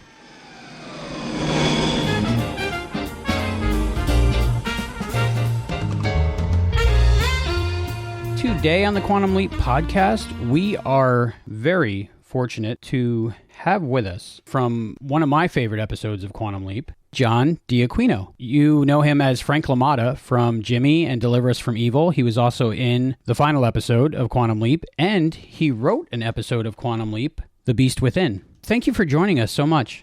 Oh, my pleasure. And just also, I think Tommy Thompson's name is on that episode. I had a lot to do with that episode, but Tommy and I wrote it together. All right. Tommy Thompson. They're one of their wonderful writers and co-producer. Could you start out by telling the listeners a little bit about your experience with Quantum Leap? It's kind of magical. I actually auditioned, I believe, 3 or 4 times for the show. I think 3 times. Felt like I had very good auditions and didn't get the job. And then there was a particular Friday where I was up for a movie called Flight of the Intruder with Mel Gibson, Robert Downey Jr., and I was also, I don't know how seriously in contention, but I was being considered for Godfather 3. And, it's been something I've been really working for a while. And on that given Friday, I got a phone call saying, no to both of those. I was just really low and thought, oh, God, just give me some place to put my thoughts, some place to work, something to work on. And on that Monday, an audition popped up for the episode of Jimmy. And my first response was, wow, I've already gone in there and I've already given my best 3 times. I mean, do I really want to do this? Do I really want to have that possible rejection a 4th time? I'm so glad I decided to do it. And, normally if they're calling you back, all actors' egos aside, they like you. They're just trying to find the right fit. Well, this I think was a great fit for me. It really, that particular part felt like it had my heart. And so on that Monday, I believe I auditioned, and I can't remember if it was a day later that I was told I got it. And it was just a magical ride. I can talk for a while on it, but I'll just say the one thing that I do remember is before the show even was completed, before the episode was wrapped, I was getting phone calls. My agent was getting calls from NBC, from Universal, from Don Belisario himself. And everybody was requesting meetings. And I think sometimes, all of us actors, we wait for that moment where it's the perfect marriage of yourself, your DNA, and the right character. That was a really good fit for me. It's one of my personal favorites out of Quantum Leap. It's when you think about Quantum Leap, you think about that episode, Jimmy, and of course the Deliver Us from Evil, which is almost a sequel to Jimmy in a way. And besides Scott and Dean, you're probably the actor that's on the show the most times. I don't know about that. Bradley Silverman, who played the mirror image, and he's Jimmy. Right. He and I are still friendly. We've remained very close, ironically, and that's another gift from the show. But he always reminds me that he did one more episode than I did. Oh, yeah, he was in Shock Theater. Yeah. So you still do see him every once in a while? Keep in contact? We had breakfast. We had a nice brunch breakfast together not long ago. He's doing very well. He's a pretty amazing fellow. He always has been. And love him very dearly. We've remained brothers from that show. I remember him literally. We were first day on set, and he said, "Where are you going now?" And I said, "I'm going to go back to my dressing room and change for the next scene." He said, "I will go with you." And I said, "Okay." And then when it was time for him to change, "Now you will go with me." And that was pretty much it. We were stuck together from that point forward, and we've really enjoyed a very good brotherhood from that show. It's been one of the great gifts. That really is nice to hear, because you hope the people you see that get along on screen are friendly in real life, and when they are, it makes you feel better as a fan, I think. He'd be a fun interview for you in the future. Okay, hopefully that would be great if I can get in contact with him. So really, when you were on 2 other Don Belisario shows before Quantum Leap, and that didn't help you get the roles the first time, you still had to audition. I'm trying to think of the shows that I was on. One would have been maybe Magnum before. Is that what you're talking about? Right, Magnum P.I. and Tequila and Benetti. Was Tequila and Benetti? No, I think Tequila and Benetti was after, wasn't it? I would have bet after. Okay. But, I'm pretty sure it was after. But, Don was not associated, well, he was the creator, but he wasn't associated with Magnum when I did it. Ah. So that was a different producer at the time. And then Tequila and oh, you know what? Yeah, God, I'm getting all these confused now. Okay, The Beast Within, I got it. No, because I guess I did get the full credit on that one. It's been so long ago, because now I'm thinking that since you brought up Tequila and Benetti, I think I helped Tommy write that episode a little bit, so I'm not sure. I do see Tommy Thompson still. I'll have to ask him because I'm really confused at this point. But a great, great writer and a dear friend of mine, Tommy Thompson, and I actually drove out to California together years ago. And then, yeah. And the first time he was ever on the set of Quantum Leap, I believe, was as my guest. And all on his own, without my doing anything, certainly, he became one of their top writer-producers.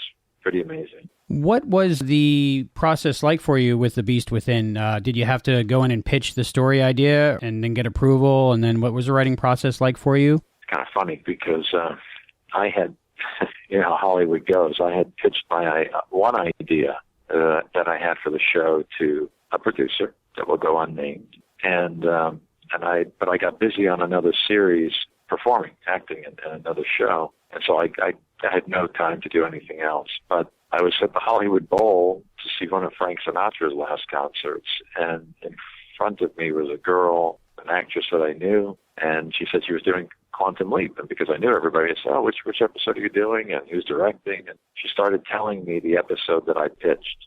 And that was kind of tough, but you know, Don makes sure he takes care of everybody, and I had this other opportunity to write The Beast Within, which was a real personal experience for me to write that. I just felt very connected to. I was too young to fight in Vietnam, but I was very connected to the people that did have to go. And so I was really intrigued by a few stories that I had read about, and I thought it would make for a good backdrop for Scott's character. How different was the final episode from what you wrote, if any? It was fairly different. I think, the biggest thing that changed was, I have to really go back in my brain, but I don't believe I actually put Bigfoot or a monster in my episode. And that got added. That was, through the staff, that got added, and whatever wisdom they came up with to add that character. But I can remember Scott being really unhappy about that. And he thought I did it. He thought I was the one that put that in there. He felt like it wasn't true to the form. I didn't tell him that wasn't mine, but I remember him saying something to me about that. I mean, he was the protector of the storylines at that point, so I understood why he would have an issue. It's just that I wasn't the one who added it. That was a decision that was made internally. But I agreed with Scott. I wasn't, it was meant to be more of the metaphor. Watching it myself, I feel like it was almost put in there for the preview to get people to watch the next episode. I don't know, but I respected Scott's opinion on it. I felt the same way. But I think anybody who writes, they always want to have their own words up there or whatever. But I also believe in the greater consciousness of the room, and for lots of reasons.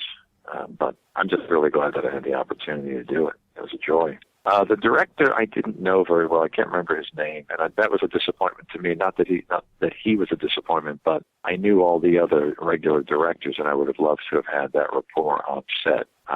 And I didn't really get to enjoy that because he didn't really know me. And the life of the director can sometimes be the life of a journeyman, and so they're just trying to make sure they get the show in on time and all that. But so I kind of missed that. I was spoiled by knowing and loving some of the other directors on the show, the regulars. What was it like to work with Scott Bakula, Dean Stockwell? How did they treat you? And did it change after being on the show so many times? Yes, with Dean Stockwell, who I believe is of Italian origin. I never really looked into it, but the one thing I can remember is he was aloof with me, kind of cool with me, kind of a cool character in general, but and cool in the right sense of the word. But he was extremely warm and open with my mom and dad, who came to visit us one time, and so I guess he felt some sort of connection, and maybe there was an Italian roots connection there. I don't know, but I was delighted that he was kind and warm to my parents.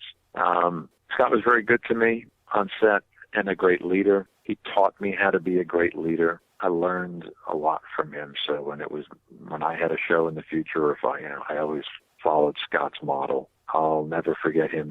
He worked he helped everybody on set.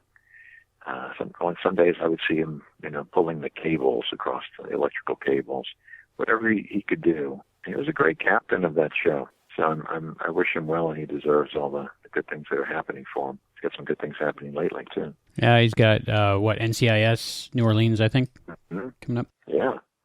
Going back to Frank LaMotta, was there a difference in your character, or if any, what was the difference between Jimmy and Deliver Us from Evil? Did you feel the character was different a couple years later? Without having just watched the shows, I'm going to give a stab at that. I mean, obviously, there was the whole psychological pull behind the scenes of, the evil leaper. So, no, I think that, it's trying to show maybe a realistic version of what could happen to people over the course of time. The initial character really resonated with me.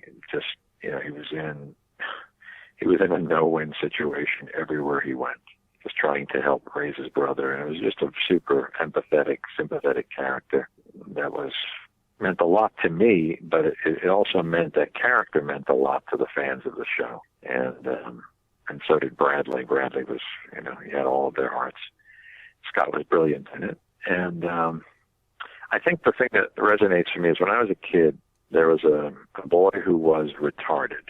I'll just use the word. And then he would come to our street, and he would want to show, he was older than us, and he would want to show us his monster magazines, because that was the cool thing. And when he would appear on our dead-end street, the first mother who saw him on the street would shout and scream, and all the mothers would yell for all of us to come in. Get in the house! Get in the house! Because they were afraid it was contagious. It seems kind of silly nowadays. Silly and sad and just frightening. It's frighteningly sad. So I really had that memory with me the whole way through that show. And the show took place in the early 60s, so it was something that was really close to me, and it was a painful memory for me to think about it, especially now. So Frank LaMotta really resonated with me, and he was not getting the support of his wife at home. Mom and dad had passed on. He's got this brother. He's trying to get him work. He's trying to keep his own job, and then he fails at that. So he had a lot going against him. It's a great character to play. And Jimmy Whitmore Jr. directed it. We had a great cast, and everybody did their job, so everybody looked good in it. Even Michael Madsen, ultimately. Yeah. And then, but the next one, I can't remember the ladies' names offhand. I'll say Renee was one of them, but really great actresses. I can't remember the name of the lady that played the evil leaper, and then she had her Dean Stockwell version, the English actress, and they were a lot of fun, and yet, put Scott's character in a real bind again. And anyway, so I don't know if I can make a proper comparison without you having just watched. The final episode was the trip. Were you honored to be invited to do that in the last episode? Like, did you? Very much so. Very much so. And to be invited in this, if you're part of the family at that point. And it was so nice to do it with Bradley. And yeah, but it was such Don's going to push the boundaries in a wonderful psychological drama. And it was different than what I expected, for sure. Very different. The Sopranos needed one like that. You have been in so many great television series that everybody has seen. You made the rounds in the 90s in the sci-fi and the shows that I watched anyway, so you're very recognizable to me. Like Sliders, that was a good part you did where you played the bad guy in Virtual Slide. I'm sure our listeners would not be happy with me if I didn't ask you about Sequest DSV. Yes, that was amazing. Tommy Thompson, I mentioned earlier, was offered the helm of running that show. And there was a lot of politics going on behind the scenes between Tommy and Lola. So it's too much information to give out. But Tommy wanted to put a character on the show that had a sense of humor, and in particular, his sense of humor, which is phenomenal. And he knew that I could deliver that. But I went to him and said, Tommy, don't do this, because make sure you get in there, get comfortable. I truly did not want him thinking about me. I wanted him to have a great ride, because Steven Spielberg handpicked him for the journey. It was quite an honor. but he was convinced that the show needed some levity. And so he wanted to bring me in as sort of an Ensign Pulver character. That began one of the hardest, most challenging audition processes I ever went through, because there was a camp of people who wanted anybody but John D'Aquino for that role because I was associated with Tommy. And some of those people that were in that camp were higher up. I was actually shooting on the set of Quantum Leap during this process. So I was in one of those episodes. I can't remember if it was the final one. Must have been the final one. Had to be. And so I was on the Universal lot anyway. And it got so contentious that about 3 days before the audition, NBC calls up my agents and said, please make sure John knows he'll have some friends in the room. That's how ugly it got. Never heard that one before. And then when I walked into the room, I knew at least 5 of the people that didn't want me, and there was a handful, I guess, that did. And I was sitting there in the lobby and watching everybody walk into the room. There was about 17 people in that room that day. And I remember thinking, wow, if I don't let go of this anger, this feeling of being hurt by what people have said, people don't even know me, I don't have a chance of making anybody smile in that room. So I literally spent that time in the lobby just kind of almost in a prayer, like forgiving those people and just making peace with them before walking in. And I was able to walk in lightly, and I looked people in the eye and I called them by their first names to make sure that they understood that I was a human being. And I was very relaxed. I had a great time in the room, and it ultimately came my way. And I found out while on set. I remember telling Scott about it, as a matter of fact. Yeah. I'm glad you got that. That show and I want to say Star Trek Next Generation were the 2 shows back then I couldn't miss. Oh, that's really nice of you to say. What character do you get recognized for the most? Because you've done so many things. Well, ironically, a lot of people from the Seinfeld episode, all the aficionados of Seinfeld, that'll happen. My character's name was Todd Gack, and some people will call me Gack. The mailman, I had a substitute mailman one day. He goes, "You're Gack. You're Gack, man." I'm like, yes. And then a lot of people from Quantum Leap, but quite frankly, it's mostly the kids, and they all know me as the President of the United States from Cory in the House, which is a Disney show, which was the spinoff of That's So Raven. And Rondell Sheridan, the comedian, actor, director, great guy, he played the father of Raven on That's So Raven, and he was also on this program. And he said to me, "Get ready, your life's going to change." And I was actually teaching, I have an acting school, and I was teaching 18 and above up until that time. And afterward, everything changed. I started getting invited to teach a lot of kids. I remember visiting some schools. I think I was in the Midwest, and the show had been on for a little while. And this group of kids came up to me and said, "Can we hug you?" And I'm like, yeah, sure. So I never anticipated that I would be embraced by children in that way. And it was really fantastic. And I was, so there's been a part of me that wanted to be a little league coach, to be a life coach for kids. But I couldn't understand how it was going to really happen outside of my own kids. And all of a sudden, in the last 6 or 7 years, the school has been really blossomed, and we have a really good school for young actors in LA. We go from ages 6 to 26, basically. We make movies. We literally bring in professional crews. We make original movies. We give a lot of kids opportunity to learn. And we have a large number of success stories. We got some kids who have their own shows. We just had, I can go on about that, but I'm not sure if I want to talk about some kids specifically, but we have kids who have their own shows. One or two have movie careers. One is about to have a major movie career. And so, eventually you're going to have your successes, I guess, regardless, but it feels good. And then it also feels good for those kids that will never be professional actors, but love it. And they really just want to learn the craft, and we try and introduce them to all aspects of the industry, because I don't want them to turn out victims to just being actors. I want them to, develop as writers, producers. I mean, I'll cheer the loudest when one of my kids becomes a studio executive. I'm going to really get a kick out of that one. But already some of our students are having lunches together at the commissary, and that's pretty amazing. How can people find out more about that? I have a website, johndiacrino.net. So, I will say that we are a school for professionally minded kids, and we have kids coming in from around the world now, actually. But we're fun, but we're not easy. So, we try and make sure that everybody understands that the goal is prime time or film. And so we really try and have a very ambitious curriculum that resembles the professional world of show business. So in addition to learning how to become an actor, you really, and this is someplace where, I stepped in it a lot of times, you have to learn set etiquette, set protocol. I can't go into it, but there was about 4 incidents in my career where I'll say very well-established actors try to hurt my career. And I really feel that these were middle-aged guys who were threatened on some level. It happens to ladies all the time. But I can remember it happening to me clearly and saying to myself, I will never be that person in my middle ages. And if anything, I will reach out. I will mentor and I'll do what I can, because it's not easy and there's no manual for this.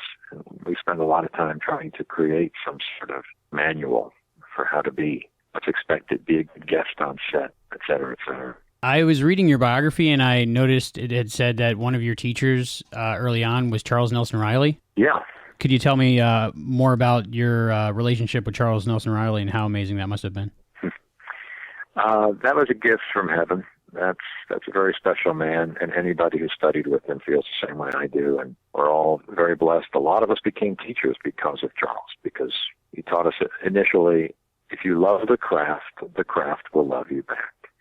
And we all did. We never even asked about when do we get a job. We just devoted everything to our classes, to our work. And then eventually the work would find us because we became talented. We all developed our skill sets. There's been a lot of people that became actors, writers, producers, directors. As a matter of fact, John Hawkes.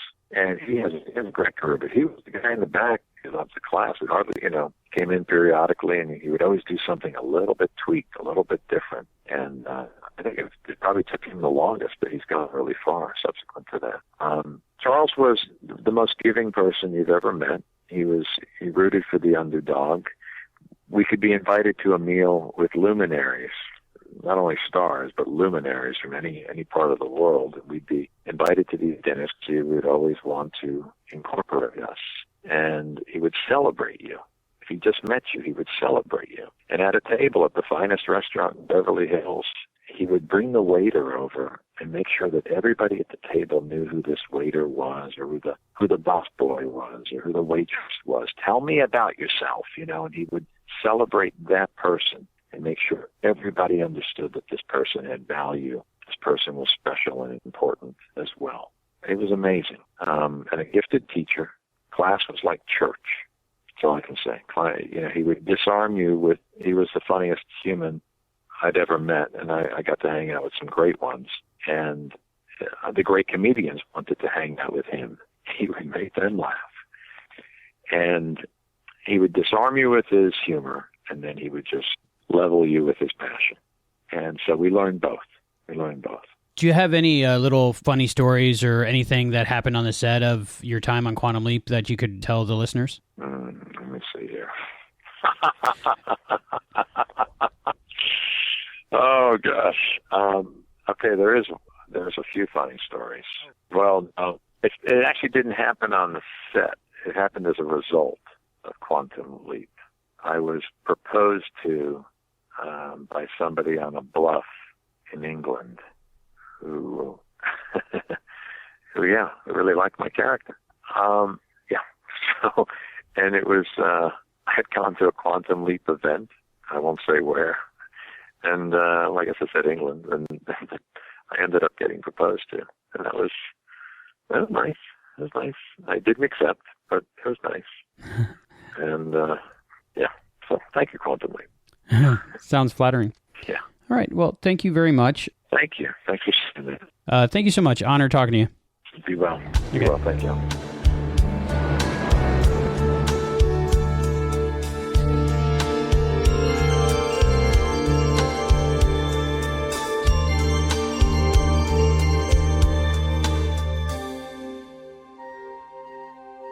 That was a great interview. He seems like a great guy.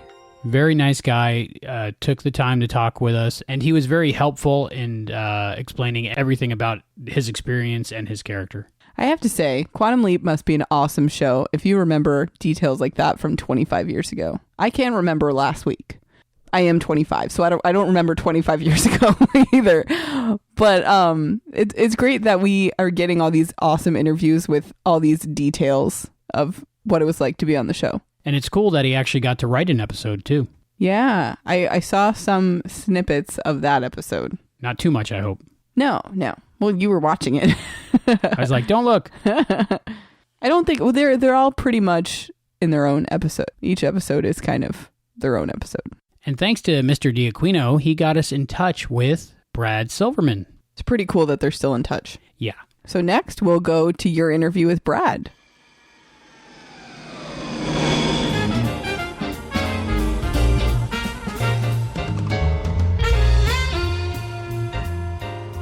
Hello. Hello, Mr. Silverman. Thank you for taking the time to talk to us. You're welcome. Okay, we just have a few questions for you. First one is, can you tell us a little bit about your experience filming Quantum Leap?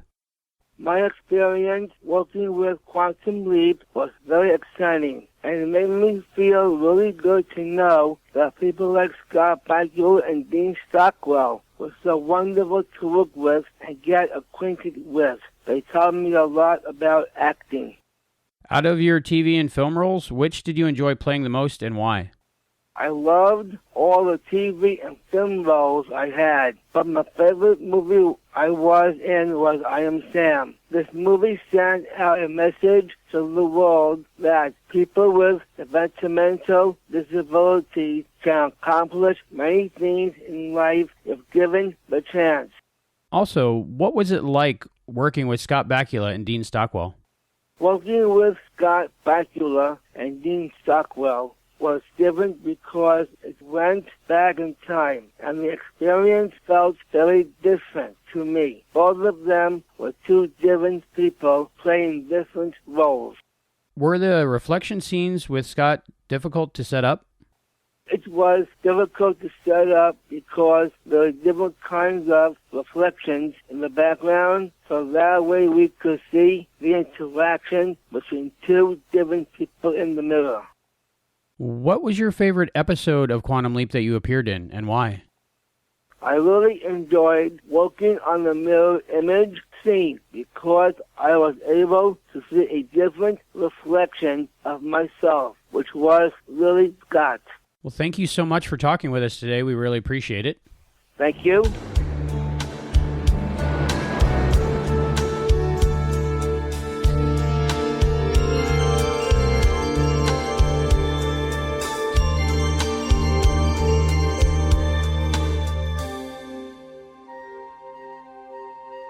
So that was another great interview. How was that talking to Brad? It was amazing because he's such a big part of my childhood, being a character that reoccurs in Quantum Leap. And like I said earlier, had such a big impact on my life.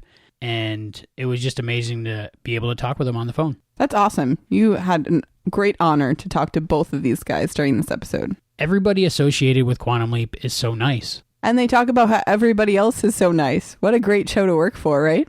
I think that might be one of the reasons why this show is so important to everybody, because besides the writing and everything, the acting, you can tell that the people are generally good people trying to do a good job. And you feel that happiness that they have while working on the project comes through. I don't think you can work on a show for 5 seasons or even guest appear on a show where the moral of the show is making right what once went wrong if the people working for the show aren't good people. I mean, you have to be good people to make a show about good people, right? Right. If it was a cast and crew of jerks, they wouldn't care about making important television that taught everybody a moral lesson. I'm glad to know that the people we're talking about in real life are good people. Makes me feel better. Well, I've said it before. People say don't meet your heroes. But everybody I've talked with and had conversations with, and they're longer than are on the air, of course. You know, we talk and they just seem like genuinely nice people. Like I just talked to Jane Sibbett, and she is just an amazingly nice person. I know her from It Takes Two, and she is not the favorite of that movie. She's kind of evil. And I'm glad to know that she is an awesome person. I've heard the interview and she seems like such a nice person. And I'm so glad because being Clarice in It Takes Two, she does not seem like a nice person. But that just means her acting is that much better. Everybody I've met and talked to is just so great so far. Y'all got on this boat for different reasons, but you all come to the same place. I'm Ron Glass, and if you're not listening to The Signal, you could be headed to a special hell. Hi, this is Adam Baldwin, and you're listening to the Goram Signal. We're just happy to be doing good works. Hi, this is Gina Torres, and you're listening to the Big Dams Podcast. Hi, this is Marina Baccarin. This is The Signal. What, you didn't see that coming? I want to make some noise. I want to make a joyful noise. I want to make too much noise. Make it go further. What? Make the signal go further. So no more running. As Malcolm Reynolds would say, I am to misbehave. We're a podcast all about Firefly and Serenity. On our shows, you will find features and news, reviews and articles, interviews, and anything else we can think of relating to the verse of Firefly and Serenity.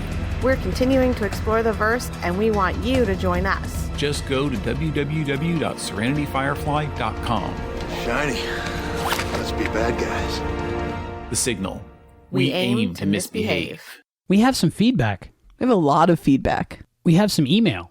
Oh, yeah? We have a couple emails from Jill. The first one starts off by saying, Hi, guys. I've been marathoning your podcast trying to catch up with you. I only just discovered you exist. I have a question which has been puzzling me ever since you talked about how the test was won. How did Sam know the song Peggy Sue?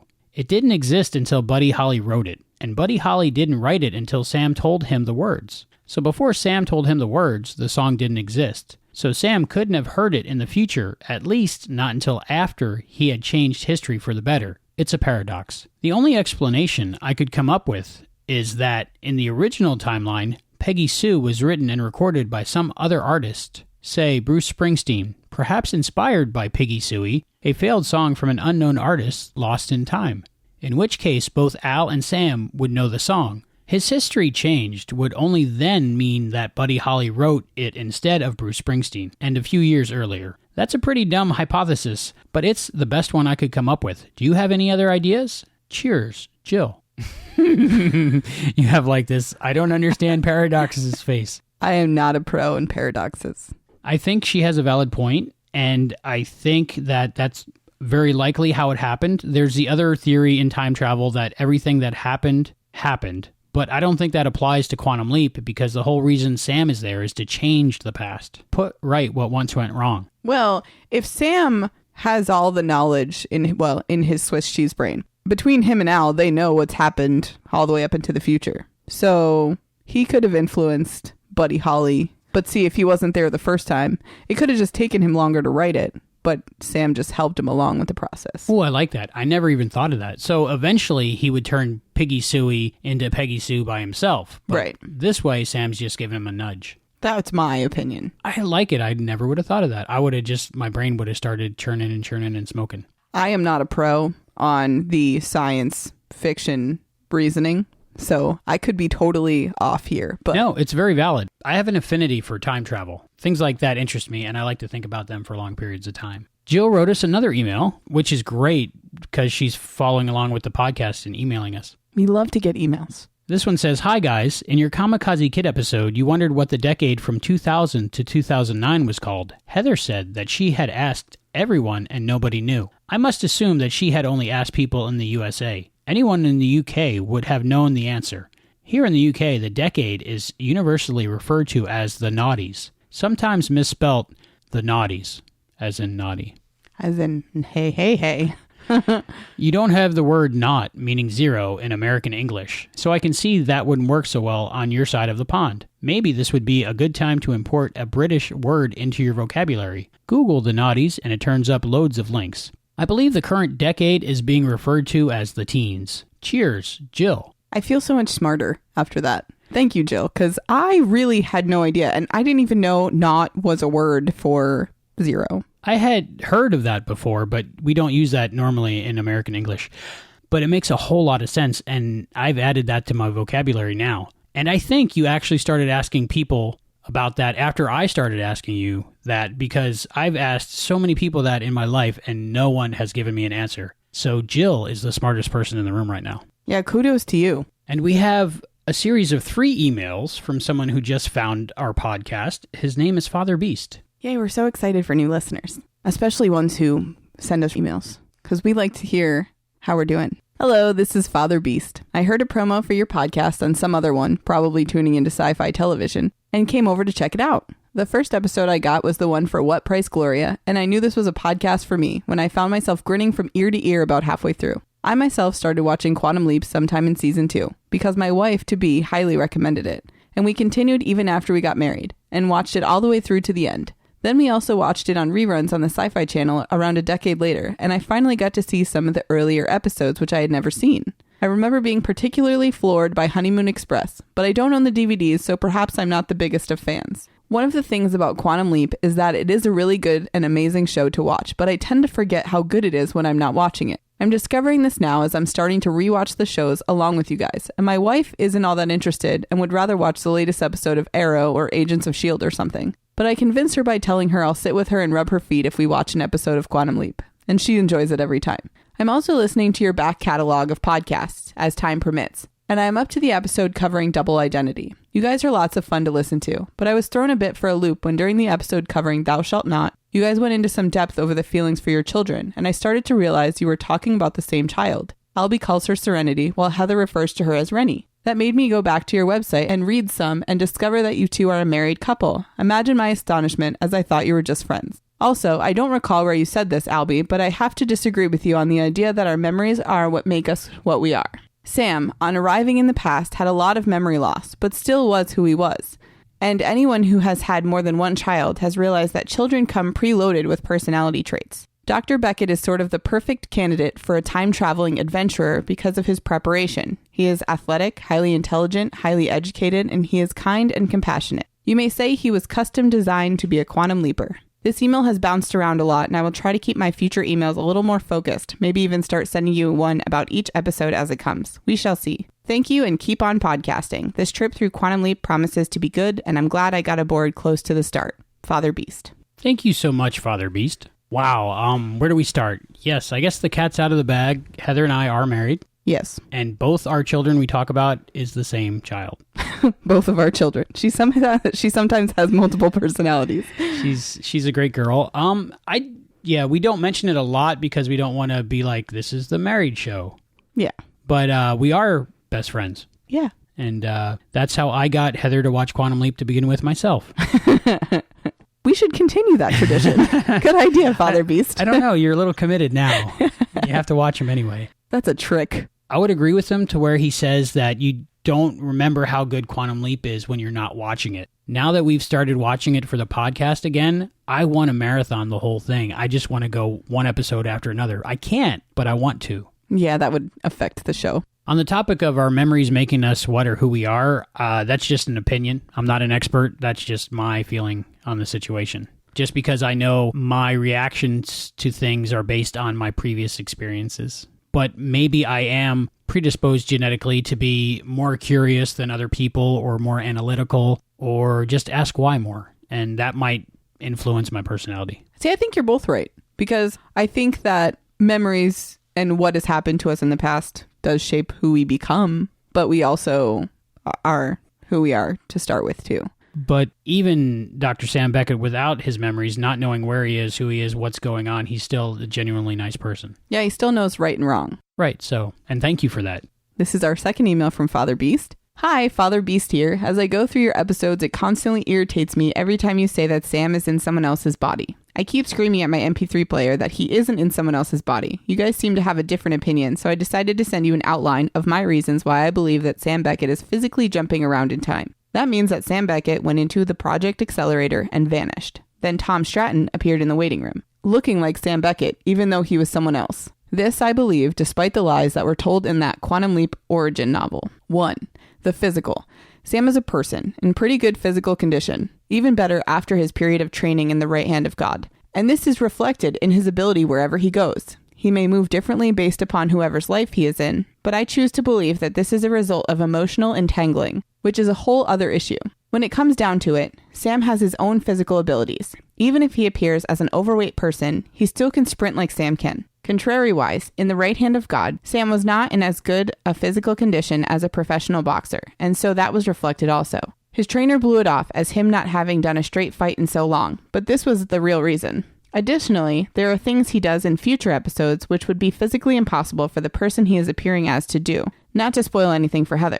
Lastly, I seem to recall occasions where someone would hold his hand and momentarily remark that it felt rougher than they remember. Then they would disregard the impression for some reason or other. I may be imagining this part. Number 2. What is illusion? What is true?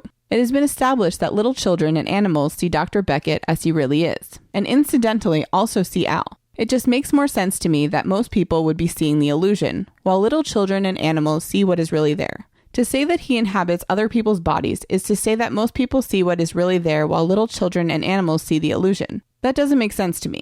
The Christmas Carol episode where the rich guy could see Al was rather a special case, which further explains the phenomenon. That strongly suggests that Al, or the image of Al, is not a figment of Sam's imagination, but is an actual projection existing in the past, but only visible and audible to those of a certain neurological makeup.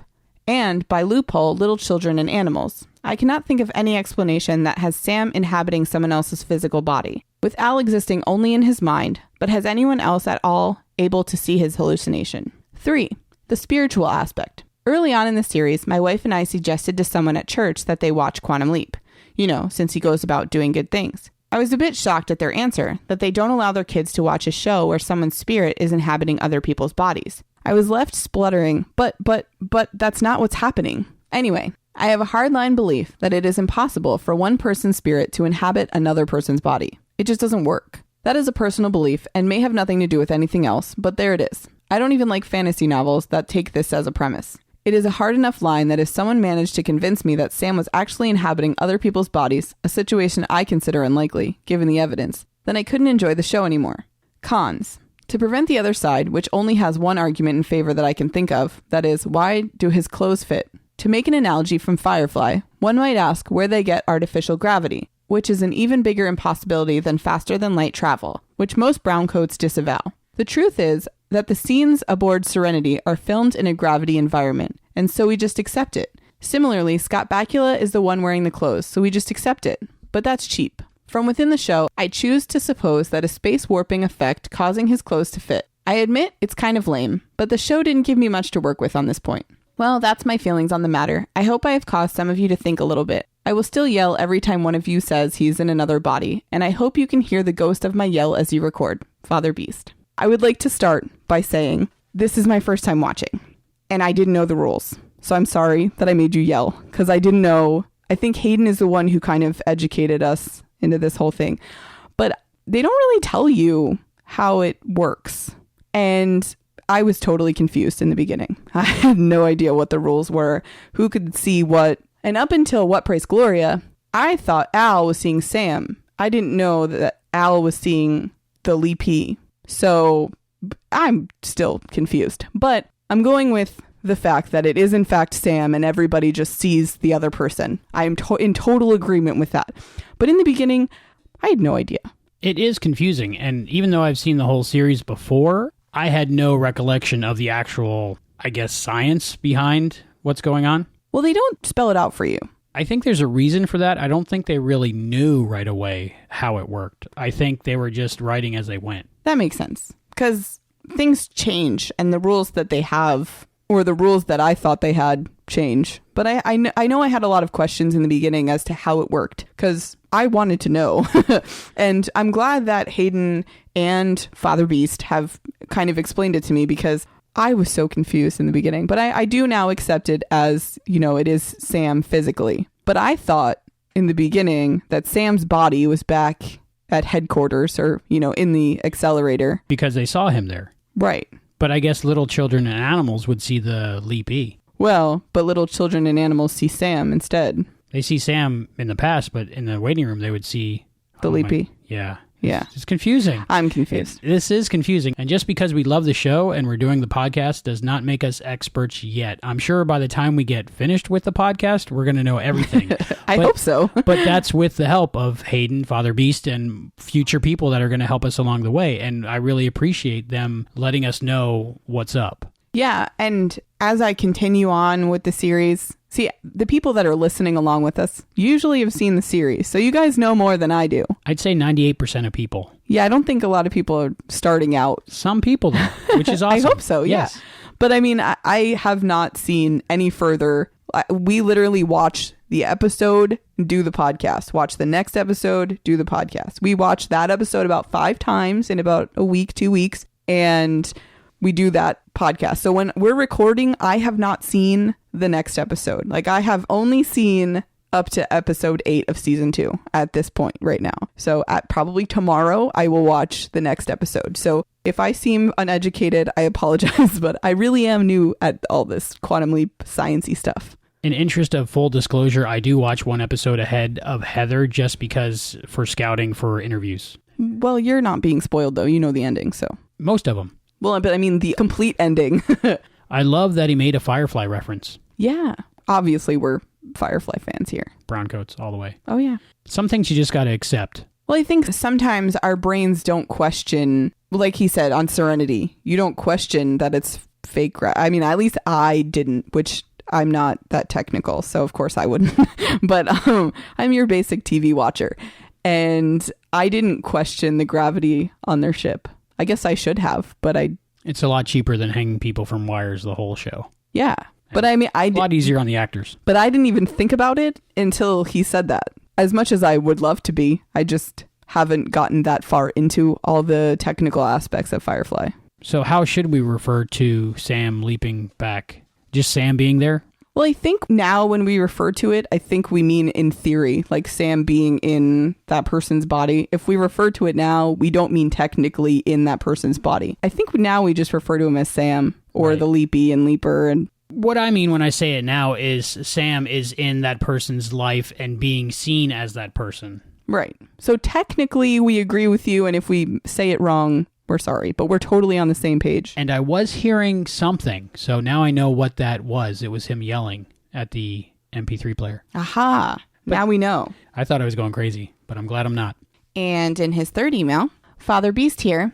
Regarding the episode Jimmy, you guys said you found the Thou Shalt Not episode hard to handle because it dealt with a sensitive subject. I have the same problem with Jimmy. Losing my ability to think is one of my personal nightmares, and in the way life has of making you face your fears, one that actually happened. A bicycle accident in 1987 where I ground my head against the street seemed to result in losing a lot of my ability to think over the next few months. I never measured it, but I suspect my IQ dropped 20 to 30 points. It started coming back around a year after the accident, but I don't think I was fully recovered until around 1994. My wife and I got married in 1989, and she says she watched me get smarter over the next few years. I was kind of a reverse of the book Flowers for Algernon. Anyway, Jimmy. It's a good episode, if kind of standard, precisely because of the things which make almost every episode a good one. There were lots of people trying their best, and unthinking people getting in the way, and true villainy almost non-existent. Even Blue, the bad guy at the plant, I kind of feel bad for because of his handicap, which was a nice reveal, by the way. That doesn't mean that the unthinking stuff people do doesn't damage people and their lives. This episode is a standard example of all the cool things Quantum Leap is almost all of the time. I'm going to take this opportunity to answer a couple of other things from previous episodes. Favorite episode. I really like all of the ones which deal directly in some way with Sam or Al, with the leap back being my favorite of that kind.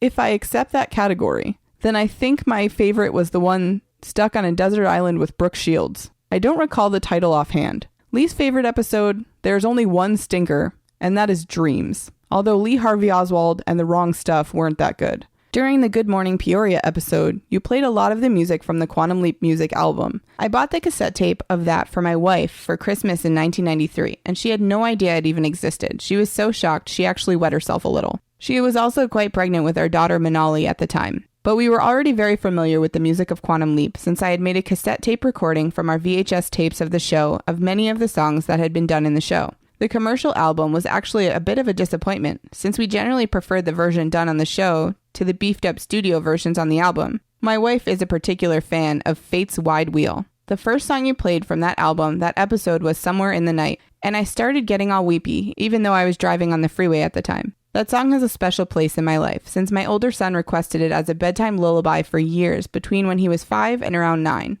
For us, it is kind of a love song between father and son.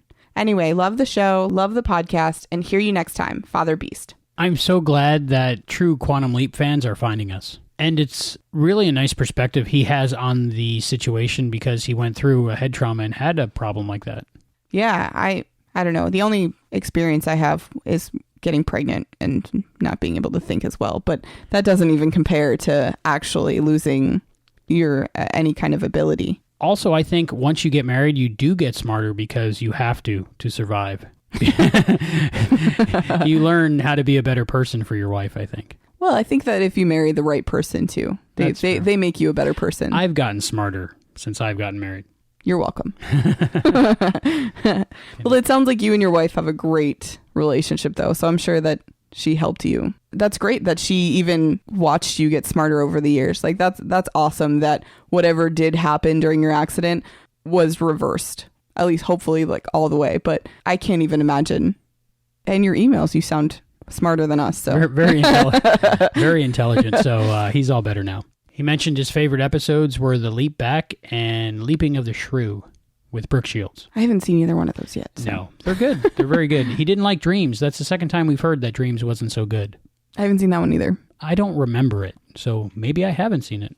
I'm not sure. Maybe it wasn't your favorite either. As for the music, I love the music of Quantum Leap, and I myself am waiting for it to come out on Blu-ray with a 5.1 mix, and when they do that, the dialogue is usually separate from the music tracks, and I myself might make a mixtape or a mixed CD out of the music tracks of Quantum Leap. I love the music of Quantum Leap, and I try to include them in the podcast here or there, just a little bit of it to give you a taste of how good it is. So hopefully, if you don't have the album already, you go get the album. I sometimes do get disappointed by the soundtrack as compared to the show or movie because it is usually different a little bit. But I agree with sometimes being disappointed in the soundtrack. Well, like I mentioned in our Facebook group, I have the CD, I own it, and I jam to it in my car every once in a while, really loud. So, I just had an image of you jamming in your car. I do it when people aren't looking. But it's good. It's good music. People are always looking, I'm sure. And right now we're at the Mike Post era of Quantum Leap music, and it does change in the future, but I still like it then too. Thank you, Father Beast, for writing in, and thank you for catching up to us, and it's great to have you aboard, and I look forward to your future emails, and thank you so much. Yeah, it's awesome that you are liking our show, even despite yelling at your MP3 player. I'm glad that you have stuck around with us through our enlightening period. So I'm glad that you and your wife get to connect with Quantum Leap, just like we get to connect with Quantum Leap. So that's really cool. And when we asked on Facebook, Jimmy is one of the most loved episodes of Quantum Leap. What are your favorite parts or aspects of this episode? Adrian Salerno said, when Al told Sam about his sister Trudy, huge scene in the context of the whole series. Tom Quinn said, exactly agree with Adrian. When Al tells us about Trudy, his whole character changes. Prior to this, he was a combination of comic relief with his 5 ex-wives, with his lecherous asides about women mixed with being a deus ex machina, solving the problem of the week, to showing us that he too has things in his past that might drive him to take part in a time travel experiment. We'll see the site again in episodes like MIA, A Leap for Lisa, and The Leap Home Part 2. Andrew Carden said, Don really thought about revisiting the storyline about Trudy Calavici. That would have been nice to see, and maybe they could have saved her. Yeah. That's very sad. Shauna Mayer said, my little sister is mentally retarded, so I really empathize with the older brother as guardian and the fierce protective love he has for Jimmy. Mac Jackson says, big Al backstory. I love to see him so emotional. Simon Claridge said all of it. I agree. Yeah. Ashley Beck says, when everyone realizes Jimmy is a lot more than just a disabled person, the ending made me smile. Adrian Salerno said, also, Michael Madsen is in it. Great episode. He got the job. He got the job. Great episode. He did get the job. Thank you, everybody, for your feedback. And there are many ways to contact us. You can email us at quantumleappodcast@gmail.com. You can see our Facebook and answer all our questions on Facebook at facebook.com/quantumleappodcast. We are on Twitter at quantumleappod. We are on Instagram at Quantum Leap Podcast. And tag us in any post on Instagram you have that's related to Quantum Leap, like Chris Airwolf just did. Yeah, we like looking at your Quantum Leap related pictures. And it gets the word out about the podcast. That's how we found Holly Fields, right? Exactly. Instagram, wonderful thing. You can leave a voicemail, and please do, at 707-847-6682. So please contact us with any and all comments and questions about Quantum Leap. I think it's time for Hayden's segment. Now we have a segment by Hayden McQueenie, all about Jimmy, and read by John Buchanan.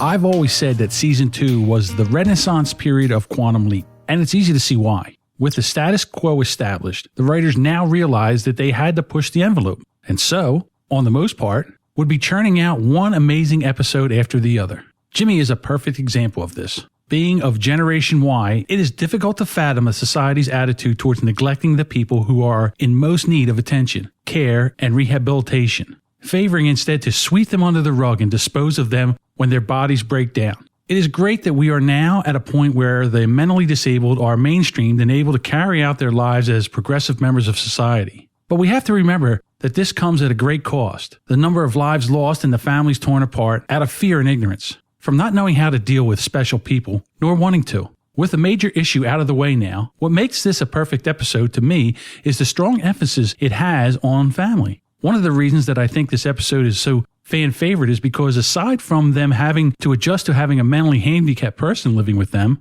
the LaMottas feel like an average family just trying to live their lives. It's easy to relate to and beautiful to watch. Seeing Connie as a wife and mother, the constant worry over her and her son's safety, the family making ends meet with an extra person living with them, and the fear of having to deal with Jimmy causing a mishap, Connie was portrayed perfectly as a family matriarch. It is obvious that she loves her family deeply, and even though at times she came across as mean, the cold exterior she puts towards Jimmy was simply out of constant state of unrest. The really interesting thing about the LaMotta family is that it is one of few times in the series where we get to see the results of Sam's intervention. When he revisits the family in Deliver Us from Evil, what's astonishing is that when Sam returns, there is a complete role reversal, with Connie having more faith in Jimmy, pushing him to constantly better himself, while Frank is the one who is more cautious about what Jimmy is capable of.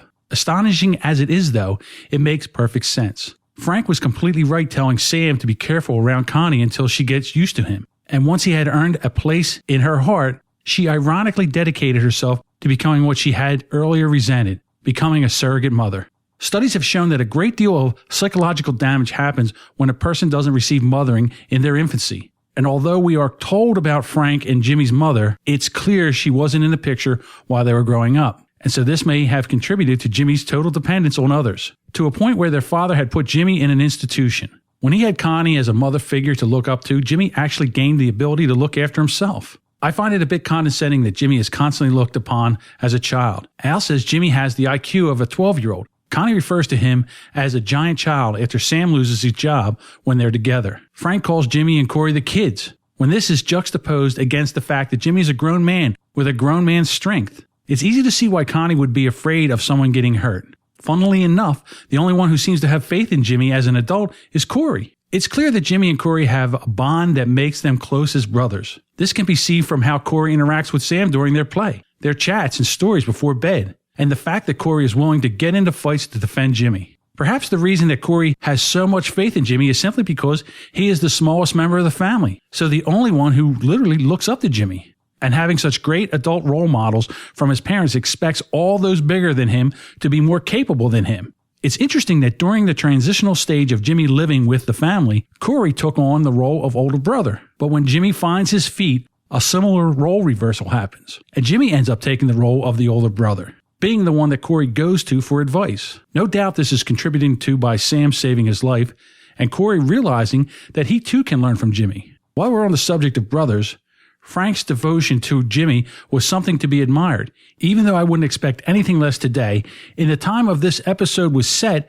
and having to deal with no support and everyone around criticizing, I agree with Sam when he said, if I was the one in the same situation, I don't know if I could handle it. One of the most difficult parts of the episode to watch was where Frank comes to the mistaken conclusion that Jimmy needs more care than he can provide. You can tell he was crying inside, and so was everyone watching.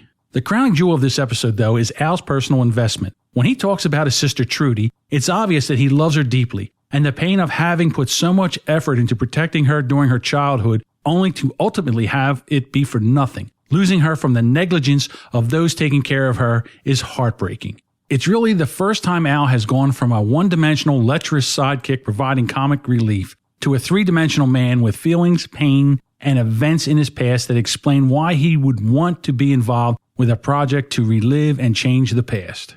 We will see this more throughout the series in episodes such as MIA and Leap for Lisa. There is a significant number of parallels between Frank's relationship with Jimmy and Al's relationship with Trudy. Ultimately, this leap stands out for Sam because of how it hits home for Al, and this lasts throughout the entire series. In fact, in the very surreal series finale, Mirror Image, the manifestation of Frank and Jimmy is significant because it is Sam associating something he has experienced to Al and his devotion to Trudy. Why is it important? All will be revealed in my analysis of Mirror Image. The final thing I want to talk about is this concept of mind merging. Throughout the series so far, it's been suggested that Sam retains a part of the leap, which might manifest itself throughout the leap, either as a help or a hindrance. I think so far it is most prominent in this episode. Sam has never been depicted as overly clumsy or forgetful before, so it is quite likely that Sam did absorb a fair bit of Jimmy's mind. Is that the only thing that happened, though? I have to agree with Al when he tried to comfort a very frustrated Sam who felt like he couldn't do anything right, that it was a result of everybody treating Sam like a dummy. A great deal of a person's success depends on the expectations placed upon them. When you expect success, you breed success. And when you expect failure, you breed failure. A story that a friend of mine, Leaper One, retold illustrates this exactly. In brief, it was about a group of tiny frogs who decided to climb a skyscraper. Yeah, I know, but bear with me. They're set off and a crowd gathers to watch. The crowd starts yelling, "They'll never make it. They'll all fall and they'll all be killed. It's impossible," etc., etc. Sure enough, one by one of the frogs slip off and plummet to the ground, except one, who keeps going and gets to the top. When he gets there, a reporter meets him at the roof and asks how he could succeed when all the others failed. The frog puts his hand to his ear and says, "What? I can't hear you, Sonny." Because he was deaf to negativity, he didn't give up. This illustrates the point exactly. When Sam was given a chance and not interrupted or fed anything negative, he was able to do something that nobody else could do, i.e. save Corey's life. In short, Jimmy is easily one of my favorite episodes of The Quantum Leap, probably only beaten by MIA and The Color of Truth, and is one I watch over and over simply because the story is so perfect. The family emphasis is beautiful, and it highlights an important issue, which is to provide as much support as possible for those who need it, as even they are capable of great things.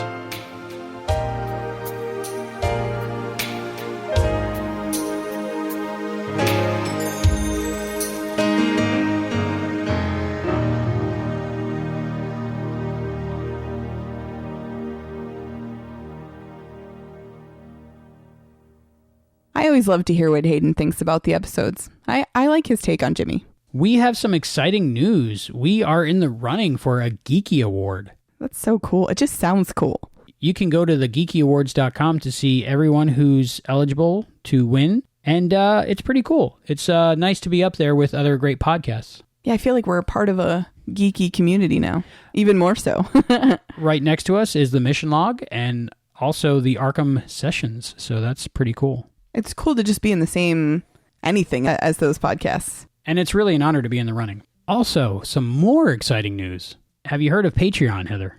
I just newly have heard of Patreon. We are now on Patreon, which is kind of like a Kickstarter for artists. Except instead of trying to reach a goal, people can donate or pledge a certain amount per episode, per piece of art. That's pretty cool. You can go to patreon.com/Quantum Leap Podcast, or just go to patreon.com and start searching for Quantum Leap and we come right up. And the way it works is you can help us out here at the Quantum Leap Podcast by pledging a certain amount per episode, and they come out about twice a month. You can pledge as little as $1 and as much as you want, and all the money goes towards helping cover the cost of the podcast needs. Yeah, we do this for free, so any help that we get is very much appreciated. We're not looking to make money at all, but one day if it didn't cost us money, that would be a great thing. And we already have a patron.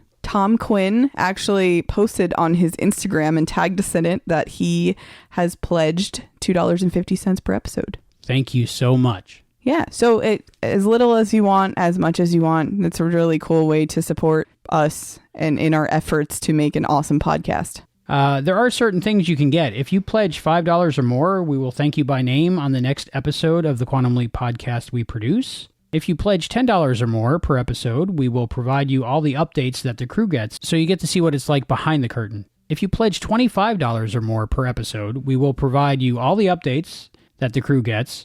We'll mention your name on the podcast, and we'll send you a one-time gift of a Quantum Leap podcast t-shirt. They're pretty cool. Yeah. Albie is actually wearing one right now. I am. It's on inside out, but it looks right in the mirror.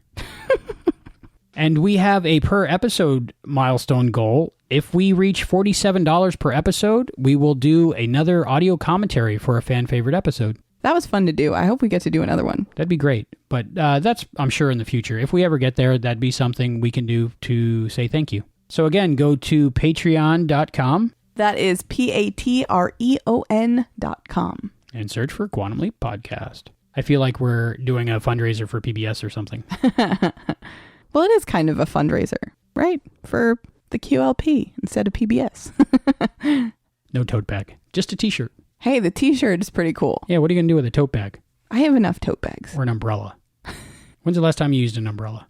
Heather, do you have some trivia? I believe I do. So, the Twinkie scene, apparently Twinkies were not individually wrapped in 1964, and it was definitely an individually wrapped Twinkie. We even rewound it a couple times because I thought it looked like a double wrapped Twinkie, and it's definitely not. So I guess that was kind of a little boo-boo, because in 1964, they did not come individually wrapped. A little bit of a timing error. You could only purchase them in a twin pack. Now you can just buy them by the box. And the poster in Corey's room of the Mighty Thor was actually released in the late 80s, basically when the show aired, and not in 1964. So, oops.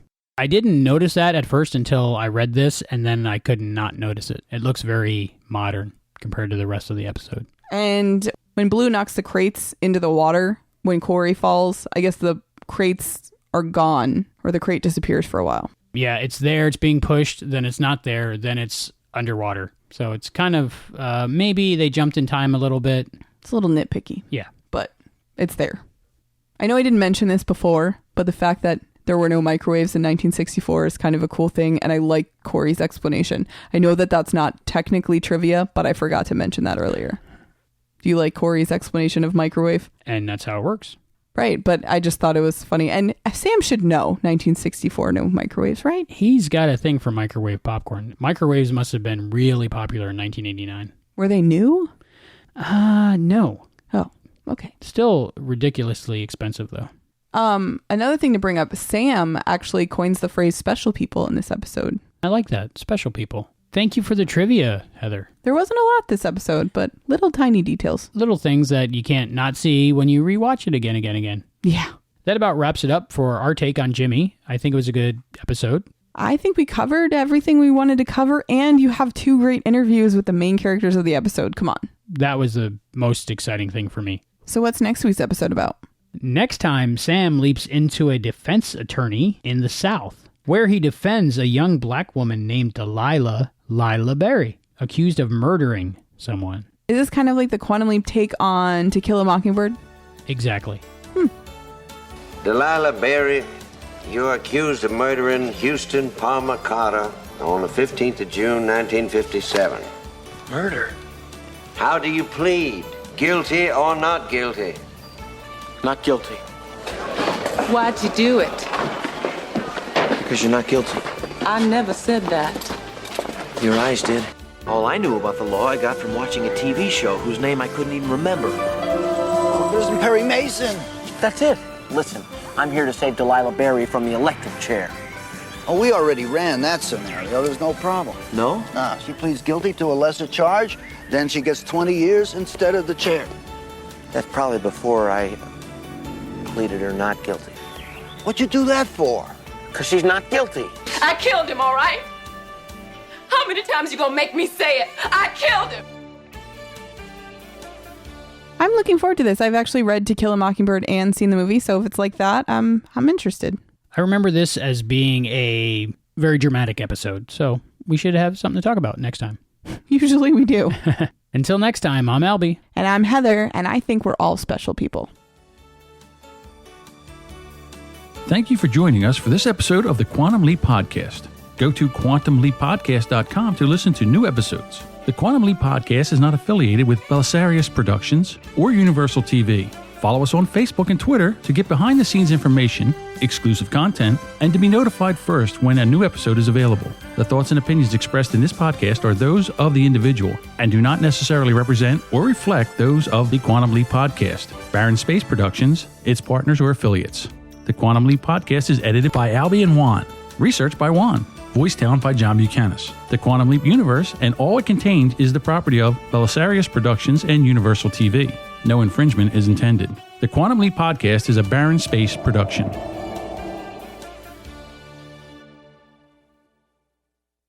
With the prejudices that we have. And I swear someone's pressure washing the side of our house. Like, you don't hear that? A little funny thing that happens in this episode, I think I mentioned while we were watching it, is when Sam leaps in, he's in Jimmy, and Jimmy's upside down doing what a lot of us did at that age, trying to. Really? That's how you viewed that as? Because it just looked funny like that. I just thought he was like chilling upside down. Probably. I didn't even think. Well, I'm not a boy. I don't know. I just thought, I was like, see, everybody does it. You know, I'm sure our male listeners will probably agree with you. As a girl, I don't know. Haven't been there. I just thought he was like hanging out upside down. Speaking of the wharf scene at the end. Was Michael Dorn in this? Haha. I see what you did there. Hey, it's funny that he can't say dyslexic. Now I can't say it. And as a viewer, you would hope that they would be. Just because you want their relationship to be like it was on TV 25 years ago. Is there someone in our garage robbing us? Good. Take it. Okay. But for real. I know. It's out back that way. Somebody's tearing down a house or something. Like, really? You decide to tear down a house right now? Okay. I don't think you can do 5 seasons of a show of making right what once went. Try saying that again. I don't think. Okay, start again. I don't think you can make 5 seasons of a show for making right what once went wrong. One more time. Damn it. For making right what once went wrong. I need to say it to get it out. Okay. Pause between each so I can. For making right what once went wrong. That's almost close. For making right what once went. I'm going to say something else. I have only seen up into Jimmy. Up. This episode standard example. Oh, duh. My thumb was covering. Being a deus ex machina. Yeah. Solving the problem. ... Seymour. Damn it, Seymour. What do we do? We'll mention him later. Go on the Facebook. Hold on, woman. We even rewinded it. That's not a word. Rewound it. So what's next week's episode about? Well, next week, Sam... Does he? No. He next episode? Holy 4-hour episode. No, dude.